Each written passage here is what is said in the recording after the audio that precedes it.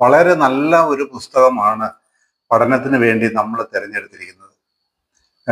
ഗലാത്യർക്ക് എഴുതിയ ലേഖനം. നിങ്ങൾക്കറിയാമോ, പൊതുവിൽ ക്രിസ്തീയ ലോകത്തിൽ തന്നെയും എവിടെയെല്ലാം ലേഖനങ്ങൾ പഠിപ്പിക്കുന്നുണ്ടോ അവിടെയൊക്കെ പഠിപ്പിക്കാതെ വണ്ണം പലപ്പോഴും അവഗണിച്ച് കളയുകയോ അല്ലെങ്കിൽ മനഃപൂർവ്വം മറച്ചു വെക്കുകയോ പഠിപ്പിക്കാതെ പല ശുശ്രൂഷകരും ടീച്ചേഴ്സും പഠിപ്പിക്കാതെ മാറ്റിവെക്കുകയോ ചെയ്തതായിരിക്കുന്ന ഒരു പുസ്തകമാണ് ഗലാത്യ ലേഖനം എന്നുള്ളത് നമ്മൾ ആദ്യമേ മനസ്സിലാക്കണം. എന്തുകൊണ്ടാണ് അങ്ങനെ ആളുകള് ഗലാത്യ ലേഖനം അങ്ങനെ പഠിപ്പിക്കാത്തതെന്ന് ചോദിച്ചാൽ അവർക്ക് തന്നെയും വളരെ അത് വായിക്കുമ്പോൾ വലിയ കൺഫ്യൂഷനാണ്. ഇത് എങ്ങനെയാണ് നമ്മുടെ ഉപദേശവുമായിട്ട് പൊരുത്തപ്പെട്ടു പോകുന്നത്? ഇത് പഠിപ്പിച്ചു കഴിഞ്ഞാൽ നമ്മുടെ സഭയിലുള്ള വിശ്വാസികൾക്ക് അത് പ്രശ്നമായി മാറുമല്ലോ എന്നുള്ളത് കൊണ്ട് പലരും ഗലാത്യ ലേഖനം പഠിപ്പിക്കാൻ എടുക്കാറില്ല. റോമാ ലേഖനവും കൊരിന്ത്യ ലേഖനവും അങ്ങനെയുള്ള ലേഖനങ്ങളെല്ലാം പലപ്പോഴും ഞാൻ പണ്ടായിരുന്ന സഭയിലും ആളുകളെ പഠിപ്പിച്ച് കേട്ടിട്ടുണ്ട്. അപ്പോൾ എന്തുകൊണ്ട് ഗലാത്യ ലേഖനം പല സഭകളിലും ഉള്ള ശുശ്രൂഷകർ പഠിപ്പിക്കുന്നില്ല എന്ന് ചോദിച്ചാൽ അവർക്ക് തന്നെ പേടിയാണ്. ആ ഗലാത്യ ലേഖനം പഠിപ്പിച്ചു കഴിഞ്ഞാൽ അവരുടെ സഭയിലുണ്ടായിരിക്കുന്ന വിശ്വാസികൾക്ക് അത് പ്രശ്നമായിട്ട് മാറുമോ എന്നുള്ളതായിരിക്കുന്ന ഒരു വലിയ പ്രശ്നം അവർക്കുണ്ട്. അതുകൊണ്ടാണ് പഠിപ്പിക്കാത്തത്. എന്നാൽ നമ്മൾക്ക് ഏറ്റവും സന്തോഷമായി തോന്നുന്നതും പഠിപ്പിക്കാൻ വളരെ താല്പര്യമുള്ളതായിരിക്കുന്ന ഒരു പുസ്തകം ഗലാത്യ ലേഖനമാണ്. എന്താണെന്ന് വെച്ച് കഴിഞ്ഞാൽ യഥാർത്ഥ പൗലോസിലൂടെ വെളിപ്പെട്ടതായിരിക്കുന്ന യഥാർത്ഥ സുവിശേഷത്തെ ശരിയാവണ്ണം പഠിപ്പിക്കുന്നതായിരിക്കുന്ന ഒരു ലേഖനമാണ് ഗലാത്യ ലേഖനം എന്നുള്ളതുകൊണ്ടാണ് നമുക്കത് അത്രയ്ക്കും താല്പര്യമായിരിക്കുന്നത്.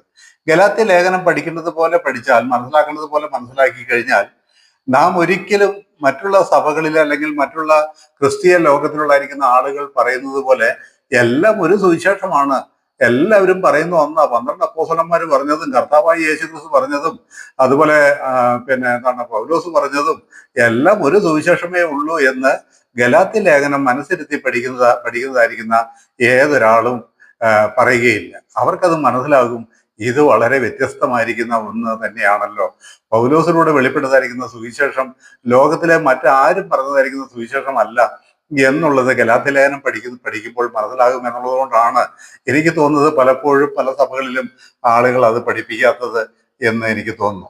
എന്തായാലും നമ്മൾ കഴിഞ്ഞ ആഴ്ചയിലെ ഗലാത്യ ലേഖനം അതിന്റെ കഴിഞ്ഞ ആഴ്ച അതിന്റെ മുമ്പിലത്തെ ആഴ്ചയായിട്ട് ഗലാത്യ ലേഖനം അതിന്റെ ഒന്നാം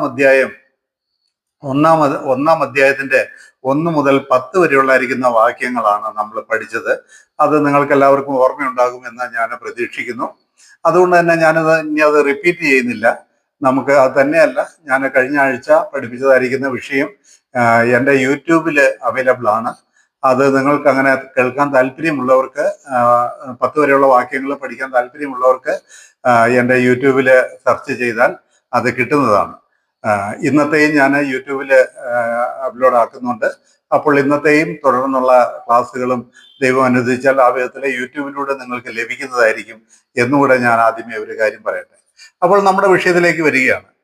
നമ്മൾ ഇന്ന് പഠിക്കാൻ ഉദ്ദേശിക്കുന്നത് ഗലാത്യർക്ക് എഴുതിയ ലേഖനം അതിന്റെ 1-ാം അധ്യായത്തിന്റെ 11 മുതലുള്ളായിരിക്കുന്ന വാക്യങ്ങളാണ്. ഞാൻ അധികം മുഖവരികളിലേക്ക് പോകുന്നില്ല. നമുക്ക് എത്രയും പെട്ടെന്ന് ഈ ക്ലാസ്സുകളൊക്കെ വേണ്ടുന്ന വിധത്തിൽ അത് ഭംഗിയായിട്ട് പൂർത്തിയാക്കണം എന്നുള്ള ഒരാഗ്രഹമുണ്ട്. ഒരുപാട് മാസങ്ങൾ ഇതേ വിഷയം തന്നെ, ഈ ഒരു ലേഖനം തന്നെ പഠിപ്പിച്ചുകൊണ്ടിരിക്കാൻ പറ്റുകയില്ലല്ലോ. അപ്പൊ അതുകൊണ്ടാണ് ഞാൻ അധികം വ്യാഖ്യാനങ്ങളൊന്നും കൂടാതെ പെട്ടെന്ന് മുമ്പോട്ട് പോകാനായിട്ട് ഉദ്ദേശിക്കുന്നത്. ദൈവം എല്ലാവരെയും ഇത് പഠിക്കാനായിട്ട് സഹായിക്കട്ടെ. അപ്പോൾ ബൈബിൾ ഉള്ളവരെല്ലാവരും എടുക്കുക. ഗലാത്യ ലേഖനം 1-ാം അധ്യായത്തിന്റെ 11 മുതലുള്ളായിരിക്കുന്ന വാക്യങ്ങൾ ഞാനൊന്ന് വായിക്കാം. 11 മുതലുള്ളായിരിക്കുന്ന വാക്യങ്ങൾ, ഒരു 3-4 വാക്യങ്ങൾ ഞാനൊന്ന് വായിക്കാം. സഹോദരന്മാരെ, ഞാൻ അറിയിച്ച സുവിശേഷം മാനുഷമല്ല എന്ന് നിങ്ങളെ ഓർപ്പിക്കുന്നു. അത് ഞാൻ മനുഷ്യരോട് പ്രാപിച്ചിട്ടില്ല, പഠിച്ചിട്ടുമില്ല. യേശു ക്രിസ്തുവിന്റെ വെളിപ്പാടിനാൽ അത്രേ പ്രാപിച്ചത്. യഹൂദ മതത്തിലെ എൻ്റെ മുമ്പത്തെ നടപ്പ് നിങ്ങൾ കേട്ടിട്ടുണ്ടല്ലോ. ഞാൻ ദൈവത്തിന്റെ സഭയെ അത്യന്തം ഉപദ്രവിച്ച് മുടുക്കുകയും എൻ്റെ പിതൃപാരമ്പര്യത്തെക്കുറിച്ച് അത്യന്തം എരിവേറി എൻ്റെ സ്വജനത്തിൽ പ്രായക്കാരായ പലരെക്കാളും യഹൂദ മതത്തിൽ അധികം മുതിരുകയും ചെയ്തു പോന്നു. എങ്കിലും എൻ്റെ ജനനം മുതൽ എന്നെ വേർതിരിച്ചത് എൻ്റെ കൃപയാൽ വിളിച്ചിരിക്കുന്ന ദൈവം തന്റെ പുത്രനെ കുറിച്ചുള്ള സുവിശേഷം ഞാൻ ജാതികളുടെ ഇടയിൽ അറിയിക്കേണ്ടതിന് അവനെ എന്നിൽ വെളിപ്പെടുത്തുവാൻ പ്രസാദിച്ചപ്പോൾ ഞാൻ മാംസരക്തങ്ങളോട് ആലോചിക്കുകയോ എനിക്ക് മുമ്പേ അപ്പോസ്തലന്മാരായവരുടെ അടുക്കൽ യെരൂശലേമിലേക്ക് പോവുകയോ ചെയ്യാതെ നേരെ അറബിയയിലേക്ക് പോവുകയും ദമസ്കോസിലേക്ക് മടങ്ങി പോരുകയും ചെയ്തു. 17 വരെയുള്ളായിരിക്കുന്ന വാക്യങ്ങളാണ് ഞാൻ വായിച്ചത്. കഴിഞ്ഞ ആഴ്ചയിൽ നമ്മൾ ഇതേ സൂം മീറ്റിങ്ങിലൂടെ ഞാൻ പറഞ്ഞായിരുന്നു, അപ്പോസ്തലനായിരിക്കുന്ന പൗലോസ് ഗലാത്യരോട് പറഞ്ഞതായിരിക്കുന്ന സുവിശേഷത്തെ മറിച്ച് കളയുന്ന വേറൊരു സുവിശേഷം ഗലാത്യ സഭയിൽ വന്നു ചേരുകയും ആ സുവിശേഷത്തിന്റെ കീഴിലേക്ക് ഗലാത്യയിലെ വിശ്വാസികൾ വീണു പോവുകയും ചെയ്തപ്പോൾ അതികോപത്തോടു കൂടെയാണ് പൗലോസ് ഈ ലേഖനം തന്നെ എഴുതുന്നത് ഞാൻ പറയുകയുണ്ടായി. പൗലോസ് അവിടെ പറയുന്നുണ്ട്, ഞങ്ങൾ പറഞ്ഞിരിക്കുന്ന സുവിശേഷത്തിന് എതിര് പറയുന്ന, അല്ലെങ്കിൽ അതിന് വേറൊരു സുവിശേഷം പറയുന്ന അവൻ ആരായാലും ശപിക്കപ്പെട്ടവനാണ്. അത് സ്വർഗത്തിൽ നിന്നൊരു ദൂതനാകട്ടെ, അല്ല മനുഷ്യരുടെ നിന്ന് ഒരുത്തനാകട്ടെ, ഇത് ഞങ്ങൾ തന്നെ വന്ന് നാളെ തിരിച്ചു പറയുകയായിട്ട് ചെയ്താൽ ആ പറയുന്നവൻ ശപിക്കപ്പെട്ടവൻ എന്ന് പൗലോസ് അത്ര വ്യക്തമായിട്ട് പറയുന്നു. അപ്പോൾ അതിൽ നിന്ന് ഒരു കാര്യം നമുക്ക് മനസ്സിലാവും, അപ്പോസ്തലനായിരിക്കുന്ന പൗലോസിന് ലഭിച്ചതായിരിക്കുന്ന സുവിശേഷത്തെ കുറിച്ച് പൗലോസിന് എത്രമാത്രം വ്യക്തതയുണ്ട്, എത്രമാത്രം ഗ്യാരണ്ടി ഉണ്ട്, എത്രമാത്രം ഉറപ്പുണ്ട് എന്നുള്ളത് നമുക്ക് മനസ്സിലാവും. അത്രത്തോളം സംശയലേശമെന്യേ ധൈര്യപൂർവം തനിക്ക് തന്റെ സുവിശേഷത്തെ കുറിച്ച് സാക്ഷ്യം പറയാൻ പറ്റുന്നത് കൊണ്ടാണ് ഞങ്ങൾ പറഞ്ഞ സുവിശേഷത്തിന് വിരുദ്ധമായി പറയുന്നവൻ, പ്രചരിപ്പിക്കുന്നവൻ ആരായാലും അവൻ ശപിക്കപ്പെട്ടവൻ, അവൻ ദൈവത്തിന്റെ ശിക്ഷാവിധി ചുമക്കും, അങ്ങനെ ചെയ്യുന്നവൻ അംഗച്ഛേദം ചെയ്തു കൊണ്ടാൽ കൊള്ളാമായിരുന്നു എന്നെല്ലാം അതിശക്തമായിട്ട് അതിന്റെ 6 മുതലുള്ള വാക്യങ്ങളിൽ നമ്മൾ കഴിഞ്ഞ ആഴ്ച കേട്ടത്. എന്നിട്ട് പൗലോസ്, നമ്മൾ ഇന്ന് വായിച്ച വേദഭാഗത്ത് പൗലോസ് അപ്പോസ്തലൻ പറയുന്നതായിരിക്കുന്ന കാര്യം, സഹോദരന്മാരെ, ഞാൻ അറിയിച്ച സുവിശേഷം മാനുഷ്യമല്ല എന്ന് നിങ്ങൾ ഓർപ്പിക്കുന്നു. അപ്പൊ ഇന്ന് നമ്മൾ വായിച്ചായിരിക്കുന്ന ഈ വേദഭാഗങ്ങളിലും തന്റെ സുവിശേഷം ഏത് വിധത്തിലാണ് തനിക്ക് ലഭിച്ചത്, തനിക്ക് തന്റെ കൈകളിൽ ഇത് എങ്ങനെ വന്നു, താൻ ഈ പറയുന്നതായിരിക്കുന്ന സുവിശേഷം ഏത് വിധത്തിൽ തനിക്ക് ലഭിച്ചു എന്നുള്ളതായിരിക്കുന്ന ഒരു കാര്യം പറഞ്ഞു വരികയാണ്.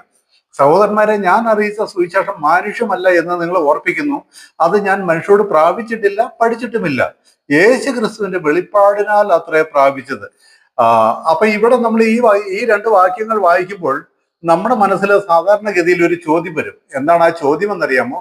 ആ ചോദ്യം എന്ന് പറയുന്നത്, അതെന്താ ബ്രദറെ, പൗലോസിന് മാത്രമായിട്ടൊരു സുവിശേഷം ഉണ്ടോ? പൗലോസിലൂടെ മാത്രമായിട്ട് ലോകത്തിലേക്ക് ഒരു സുവിശേഷം കടന്നു വന്നു? സാധാരണ ക്രിസ്തീയ ലോകം മുഴുവൻ പറയുന്നതായിരിക്കുന്ന കാര്യം എന്താണെന്നറിയാമോ?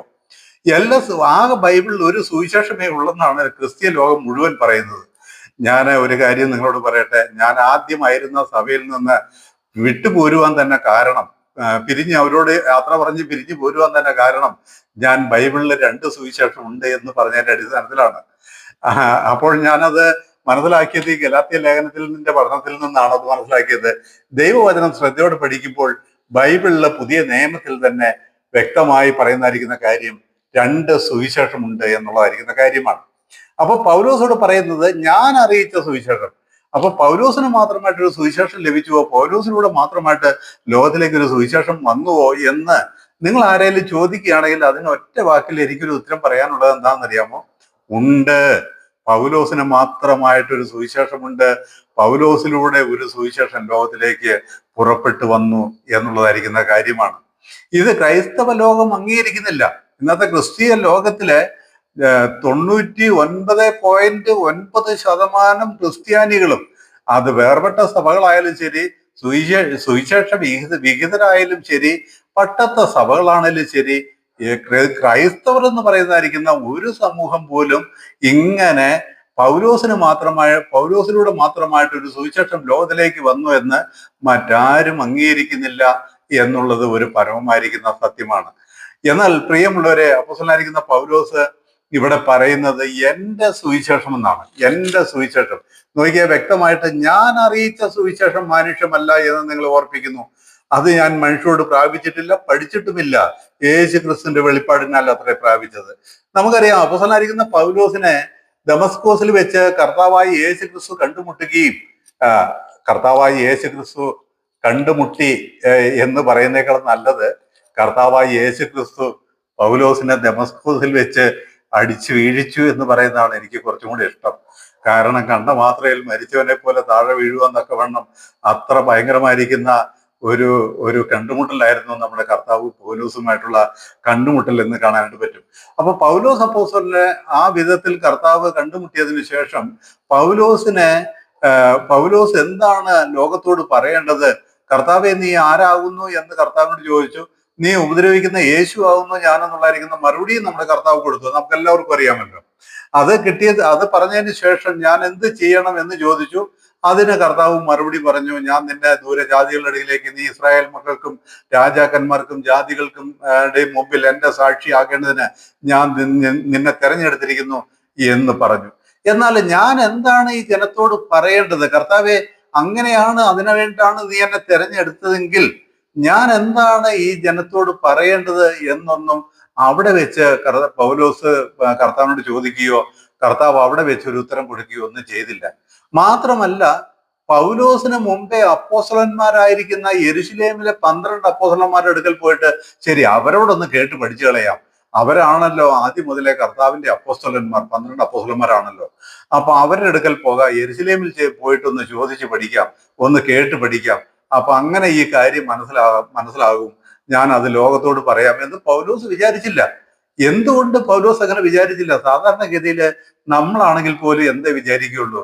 ആ വിധത്തിൽ ഒരു പുതിയ ഒരു ദർശനം കാണുകയും ആ ദർശനം കണ്ട വ്യക്തിയുടെ പൂർവ്വ ശിഷ്യന്മാർ ആരാണോ അവരുടെ അടുക്കിലേക്ക് ചെല്ലുകയും അവരോട് ഞാൻ എന്താണ് ഈ യേശുവിന് വേണ്ടി പറയേണ്ടത് എന്ന് ചോദിക്കുകയല്ലേ നമ്മളാണെങ്കിൽ പോലും ചെയ്യുകയുള്ളൂ.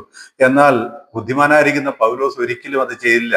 പൗലോസ് ഒരിക്കലും തനിക്ക് മുമ്പേ അപ്പോസ്തലന്മാരായവരായിരിക്കുന്നവരുടെ അടുക്കൽ പോകുകയോ അവരോട് എന്തെങ്കിലും ചോദിക്കുകയോ അവരിൽ നിന്ന് യേശുക്രിസ്തുവിനെ കുറിച്ച് പഠിക്കുകയോ യേശുക്രിസ്തുവിന്റെ 3.5 വർഷത്തെ പരസ്യ ജീവിതത്തെക്കുറിച്ചോ അത്ഭുതങ്ങളെക്കുറിച്ചോ അടയാളങ്ങളെക്കുറിച്ചോ ഉപദേശങ്ങളെക്കുറിച്ചോ ആരോടും ഒരു വാക്കുപോലും ചോദിച്ച് പൗലോസ് അപ്പോസ്തലൻ മനസ്സിലാക്കുകയോ ചെയ്തില്ല എന്ന് നമുക്ക് കാണാനായിട്ട് പറ്റും. അതുകൊണ്ടാണ് പൗലോസോട് പറയുന്നത്, ഞാൻ അറിയിച്ച സുവിശേഷം മാനുഷ്യമല്ല. അതായത് ഞാനത് അപ്പോസ്തലന്മാരോട് പഠിച്ചിട്ടില്ല, അത് ഞാൻ മനുഷ്യരോട് പ്രാപിച്ചിട്ടില്ല, പഠിച്ചിട്ടുമില്ല. യേശു ക്രിസ്തുവിന്റെ വെളിപ്പാടിനാൽ അത്രയും ഞാൻ പ്രാപിച്ചത് എന്ന് പറഞ്ഞാല് ഈ പൗലോസിനെ ഈ ദമസ്കോസിൽ വെച്ച് കർത്താവ് നേരിട്ടതിന് ശേഷം പൗലോസ് തനിയെ ഒറ്റപ്പെട്ടു പോവുകയായിരുന്നു. അതെല്ലാം താഴേക്ക് പറയുന്നുണ്ട്, തുടർന്ന് ഞാൻ പറയുന്നതാണ്. 3 വർഷം അറേബ്യൻ മരുഭൂമിയിലേക്ക് പോയി എന്ന് പറഞ്ഞാൽ ഇന്നത്തെ സൗദി അറേബ്യയുടെ ഭാഗങ്ങളിലേക്ക് പോയി എന്നാണ്. 3 വർഷമില്ല കേട്ടോ. അവിടെ നിന്ന് നേരെ ദമസ്കോസിൽ വെച്ച് പിടിക്കപ്പെട്ടതിന് ശേഷം നേരെ അറേബ്യയിലേക്ക് പോയി എന്ന് വായിക്കുന്നു. എത്ര നാളാണെന്ന് അറിയുകയില്ല. എന്നാൽ അതിനുശേഷം ദമസ്കോസിലേക്ക് തിരിച്ചു പോരുകയും ചെയ്തു എന്ന് നമ്മൾ വായിക്കുന്നുണ്ട്. 3 വർഷം കഴിഞ്ഞിട്ട് കേഫവുമായിട്ട് മുഖപരിചയമാകുവാനായിട്ട് പോയി എന്ന് നമ്മൾ വായിക്കുന്നുണ്ട്. അതിന്റെ 17, 18 വാക്യങ്ങളൊന്നും ശ്രദ്ധിച്ചു നോക്കിയേ. അവിടെ നമ്മൾ വായിക്കുന്നത് എങ്ങനെയാണ്? എനിക്ക് മുമ്പേ 16 വാക്യം, തന്റെ പുത്രനെ കുറിച്ചുള്ള സുവിശേഷം ഞാൻ ജാതികളുടെ ഇടയിൽ അറിയിക്കേണ്ടതിന് അവനെ എന്നിൽ വെളിപ്പെടുത്തുവാൻ പ്രസാദിച്ചപ്പോൾ ഞാൻ മാംസരക്തങ്ങളോട് ആലോചിക്കുകയോ എനിക്ക് മുമ്പേ അപ്പോസ്തലന്മാരായവരുടെ അടുക്കൽ യെരുശലേമിലേക്ക് പോവുകയോ ചെയ്യാതെ നേരെ അറബിയിലേക്ക് പോയി എന്ന് പറഞ്ഞാൽ എന്താണെന്നറിയാമോ? ഞാൻ പറഞ്ഞില്ലേ, സൗദി അറേബ്യൻ പ്രദേശങ്ങളിലേക്ക് പൗലോസ് പോയി എന്നാണ്. എത്ര നാൾ അവിടെ പാർത്തു എന്ന് നമുക്കറിയില്ല. കുറച്ച് നാൾ അവിടെ പാർത്തിരിക്കാം. അതിനുശേഷം നേരെ തിരിച്ച് ദമസ്കോസിലേക്ക് മടങ്ങി പോരുകയും ചെയ്തു. ദമസ്കോസ് പൗലോസിന്റെ പട്ടണമാണ്. അവിടേക്ക് പൗലോസ് മടങ്ങി പോരുകയും ചെയ്തു. എന്നിട്ട് അതിന് 18 വാക്യം വായിക്കുകയാണ്, 3 ആണ്ട് കഴിഞ്ഞിട്ട് കേഫാവുമായി മുഖപരിചയം ആണ്ട് യെരുശലേമിലേക്ക് പോയി 15 ദിവസം അവനോട് കൂടെ പാർത്തു. ഞാനത് തുടർന്ന് വായിക്കുന്നതാണ്. അപ്പൊ 3 വർഷം കഴിഞ്ഞിട്ടാണ് ഈ ദമസ്കോസിൽ വെച്ച് കർത്താവിനെ കണ്ടുമുട്ടിയതിനു ശേഷം 3 വർഷം കഴിഞ്ഞിട്ടാണ് പത്രോസിനെ ഒന്ന് കാണാം എന്ന് പോലും പൗലോസ് തീരുമാനമെടുത്തത്. അല്ലാതെ പത്രോസിൽ നിന്ന് എന്തെങ്കിലും ഒന്ന് കേൾക്കാനോ പഠിക്കാനോ പത്രോസിനോട് ചോദിച്ച് യേശുക്രിസ്തുവിനെ കുറിച്ചുള്ളായിരിക്കുന്ന സുവിശേഷം മനസ്സിലാക്കാനോ പൗലോസ് ഒരിക്കലും മെനക്കെട്ടിട്ടില്ല, അതിനെ ശ്രമിച്ചിട്ടുമില്ല എന്നുള്ളായിരിക്കുന്ന കാര്യം നമുക്ക് മനസ്സിലാവും. അപ്പൊ അതുകൊണ്ട് തന്നെയാണ് പൗലോസ് ഇവിടെ വ്യക്തമായിട്ട് പറയുന്നത്, ഞാൻ അറിയിച്ച സുവിശേഷം മാനുഷ്യമല്ല, ഞാൻ മനുഷ്യരിൽ നിന്ന് പഠിച്ചിട്ടില്ല, യേശു ക്രിസ്തുവിന്റെ വെളിപ്പാടിനാൽ അത്രയും ഞാൻ പ്രാപിച്ചത്. എന്റെ പ്രിയമുള്ളവരെ, അതിനുശേഷം അനേക വർഷങ്ങൾ കൊണ്ടാണ് പൗലോസിനെ കർത്താവായി യേശു ക്രിസ്തു ഈ സുവിശേഷത്തിന്റെ വെളിപ്പാടുകൾ കൊടുത്തത് എന്ന് നമുക്ക് കാണാനായിട്ട് പറ്റും. ഞാൻ ഇത് പറയുമ്പോൾ ഒരു കാര്യം കൂടെ നിങ്ങളോട് പറയട്ടെ. അപ്പോസ്തല പ്രവൃത്തിയിലെ പൗലോസ് മാനസാന്തരപ്പെട്ടതിന് ശേഷം തുടർന്നുള്ള 1-2 അധ്യായങ്ങളിലൊക്കെ പൗലോസിന് എന്താണ് പ്രസംഗിക്കേണ്ടത്, തന്നെ ഏൽപ്പിച്ച സുവിശേഷം എന്താണെന്നുള്ള വ്യക്തതയൊന്നും കിട്ടിയില്ല. രണ്ട് മൂന്ന് രണ്ട് അതായത് പൗലോസിനെ വിളിക്കുന്നത് അപ്പോസ്തലപ്രവൃത്തി 9-ാം അധ്യായത്തിലാണല്ലോ. അത് കഴിഞ്ഞുള്ളായിരിക്കുന്ന 11-ാം അധ്യായം 11-ാം അധ്യായത്തിലേക്കൊക്കെ വരുമ്പോൾ പൗലോസ് 12 അപ്പോസ്തലന്മാര് പ്രസംഗിച്ചതുപോലെ തന്നെ പ്രസംഗിച്ചു എന്നാണ് നമുക്ക് കാണാൻ പറ്റുന്നത്. യേശു തന്നെ ക്രിസ്തു എന്ന് പ്രസംഗിച്ച് യഹൂദന്മാരെ മിണ്ടാതെയാക്കി, യവന ഭാഷ സംസാരിക്കുന്ന യഹൂദന്മാരെയും മിണ്ടാതെയാക്കി യേശു തന്നെ ക്രിസ്തു എന്ന് പ്രസംഗിച്ചു. അത് 12 അപ്പോസ്തലന്മാര് പ്രസംഗിച്ചിരിക്കുന്ന സുവിശേഷമാണ്.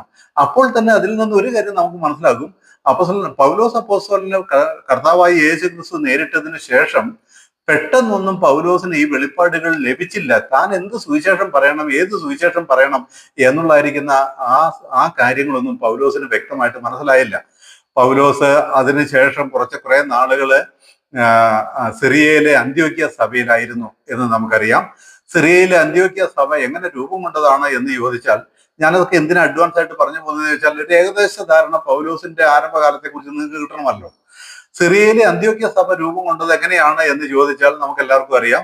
യെരുശലേമിലെ അപ്പോസ്തലന്മാരുടെ കീഴിലുള്ളതായിരിക്കുന്ന ശുശ്രൂഷകർ യെരുശലേമിലെ സഭയിൽ സ്തേഫാനോസ് മുഖാന്തരം ഉണ്ടായതായിരിക്കുന്ന ഉപദ്രവം ഹേതുവായി യെരുശലേമിലെ സഭയിൽ അപ്പോസ്തലന്മാർ ഒഴികെയുള്ളവർ പല സ്ഥലങ്ങളിലേക്ക് ചിതറിപ്പോവുകയും അങ്ങനെ ചിതറിപ്പോയവർ സിറിയയിലെ അന്ത്യോക്യയിൽ പോയി സുവിശേഷം പറയുകയും ചെയ്തു. അങ്ങനെ സിറിയയിലെ അന്ത്യോക്യയിലെ കുറെ വിശ്വാസികളെല്ലാം ഉണ്ടായി വന്നു കഴിഞ്ഞപ്പോൾ യെരുശലേമിലെ സഭയിലെ 12 അപ്പോസ്തലന്മാർ അത് കേൾക്കുകയും ബർന്നബാസിനെ സിറിയയിലെ അന്ത്യോക്യയിലേക്ക് അയക്കുകയും ചെയ്തു. ഇങ്ങനെയാണ് ഈ അന്ത്യോക്യയിലെ സഭ ഉണ്ടായത് എന്ന് നമുക്ക് കാണാനായിട്ട് പറ്റും. അപ്പൊ ഈ പൗലോസ് മാനസാന്തരപ്പെട്ടതിന് ശേഷം പല വർഷങ്ങൾ, അതൊക്കെ തുടർന്ന് പഠിക്കുമ്പോൾ കൂടുതൽ വ്യക്തമാകുന്നതാണ്, പല വർഷങ്ങൾ സിറിയയിലെ അന്ത്യോക്യ സഭയിലായിരുന്നു എന്ന് മനസ്സിലാക്കാനായിട്ട് പറ്റും. ആ നാളുകളിൽ ഒന്നും തന്നെ പൗലോസിന് തന്നെ കർത്താവ് ഭരമേൽപ്പിച്ചതായിരിക്കുന്ന സുവിശേഷത്തെ കുറിച്ച് പൂർണ്ണമായിരിക്കുന്ന ഒരു വെളിപ്പാട് കൊടുത്തിരുന്നില്ല, അറിഞ്ഞിരുന്നില്ല. ആരംഭ വർഷങ്ങളില്, പൗലോസിന്റെ മാനസാന്തരത്തിന്റെ ആരംഭ വർഷങ്ങളില് ആ വിധത്തിലുള്ളതായിരിക്കുന്ന കാര്യങ്ങൾ പെട്ടെന്നൊന്നും കർത്താവിൽ നിന്ന് വെളിപ്പാടുകളായിട്ട് കിട്ടിയിരുന്നില്ല എന്ന് നമുക്ക് മനസ്സിലാക്കാനായിട്ട് പറ്റും. എന്നാൽ അപ്പോസ്തലപ്രവൃത്തി 13-ാം അധ്യായത്തിലേക്ക് വരുമ്പോൾ നമ്മൾ വായിക്കുന്നത്, 13-ാം അധ്യായത്തിലേക്ക് വരുമ്പോൾ അന്ത്യോക്യയിലെ സഭയിൽ അവര് ഒരുമിച്ച് പ്രാർത്ഥിച്ചും ഉപവസിച്ചും അന്ത്യോക്യയിലെ സഭയിൽ ശുശ്രൂഷ ചെയ്തും പൗലോസ് അടക്കമുള്ളതായിരിക്കുന്നവർ അന്ത്യോക്യ സഭയോടുള്ള ബന്ധത്തിൽ മുമ്പോട്ട് പോയിക്കൊണ്ടിരിക്കെ ഒരു നാളിൽ അന്ത്യോക്യയിലുള്ളായിരിക്കുന്ന പ്രവാചകന്മാരിലൂടെ ദൈവത്തിന്റെ ആത്മാവ് അല്ലെങ്കിൽ കർത്താവായ യേശു ക്രിസ്തു ഒരു കാര്യം വെളിപ്പെടുത്തി കൊടുത്തു. അത് നമ്മൾ വായിക്കുന്നത് അപ്പോസ്തലപ്രവൃത്തി 13-ാം അധ്യായത്തിന്റെ 1 മുതലുള്ളായിരിക്കുന്ന വാക്യങ്ങളിലാണ്. അപ്പോസ്തലപ്രവൃത്തി 13-ാം അധ്യായത്തിന്റെ 1 മുതലുള്ളായിരിക്കുന്ന വാക്യങ്ങളിൽ, അന്ത്യോക്യയിലെ സഭയിൽ ബർന്നബാസ്, നീഗർ എന്നു പേരുള്ള ശിമോൻ, കുറേനക്കാരനായ ലുക്യോസ്, ഇടപ്രഭുവായ ഹെരോദാവോട് കൂടെ വളർന്ന മനായേൽ, ശൗൽ എന്ന് പറയുന്ന ഈ പൗലോസാണ്, ശൗൽ എന്നീ പ്രവാചകന്മാരും, അപ്പൊ പൗലോസ് ഒരു പ്രവാചകനായിരുന്നു എന്നും കൂടെ മനസ്സിലാക്കാമല്ലോ. ശൗൽ എന്നീ പ്രവാചകന്മാരും ഉപദേഷ്ടാക്കന്മാരും ഉണ്ടായിരുന്നു.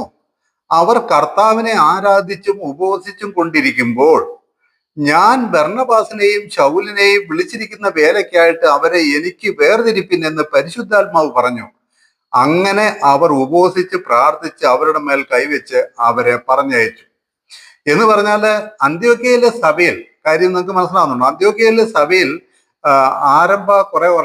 കുറച്ച് വർഷങ്ങളെങ്കിലും പൗലോസ് അപ്പോസ്തലൻ ബർന്നബാസിനോട് കൂടെ ശുശ്രൂഷകനായി അന്ത്യോക്യയിലെ സഭയിൽ ഇരിക്കുന്ന സമയത്താണ് ദൈവത്തിന്റെ ആത്മാവ് വെളിപ്പെട്ട് ബർന്നബാസിനെയും പൗലോസിനെയും, അതായത് ബർന്നബാസിനെയും ശൗലിനെയും, ശൗൽ എന്ന് പറഞ്ഞാൽ പൗലോസ്, ശൗലിനെയും ഞാൻ വിളിച്ചിരിക്കുന്ന വേലയ്ക്കായിട്ട് അവരെ എനിക്ക് വേർതിരിപ്പിൻ. കർത്താവായി യേശു ക്രിസ്തു എന്തൊരു വേലയ്ക്ക് വേണ്ടിയിട്ടാണോ പൗലോസിനെ വിളിച്ചത്, അതിന് വേണ്ടിയിട്ട് എനിക്ക് വേണ്ടിയിട്ട് വേർതിരിപ്പിൻ എന്ന് പരിശുദ്ധാത്മാവ് പറഞ്ഞു.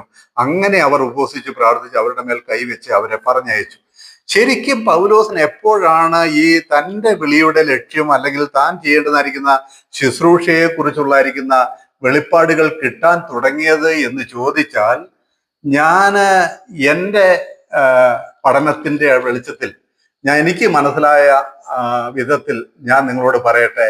ഈ അന്ത്യോക്യയിലെ സഭയിൽ നിന്ന് പൗലോസിനെയും ബർന്നബാസിനെയും കർത്താവിന്റെ വേലയ്ക്ക് വേണ്ടി വേർതിരിപ്പിൻ എന്ന് കർത്താവ്, ഞാൻ വിളിച്ചിരിക്കുന്ന എൻ്റെ വേലയ്ക്ക് വേണ്ടി വേർതിരിപ്പിൻ എന്ന് കർത്താവ് ആഹ്വാനം ചെയ്ത് അവരെ വേർതിരിച്ചതിന് ശേഷമാണ് അപ്പോസ്തലനായിരിക്കുന്ന പൗലോസിന് ഈ കൃപയുടെ സുവിശേഷം വ്യക്തമായി കിട്ടുവാനായിട്ട് തുടങ്ങിയത് എന്ന് നമുക്ക് മനസ്സിലാക്കാനായിട്ട് പറ്റും.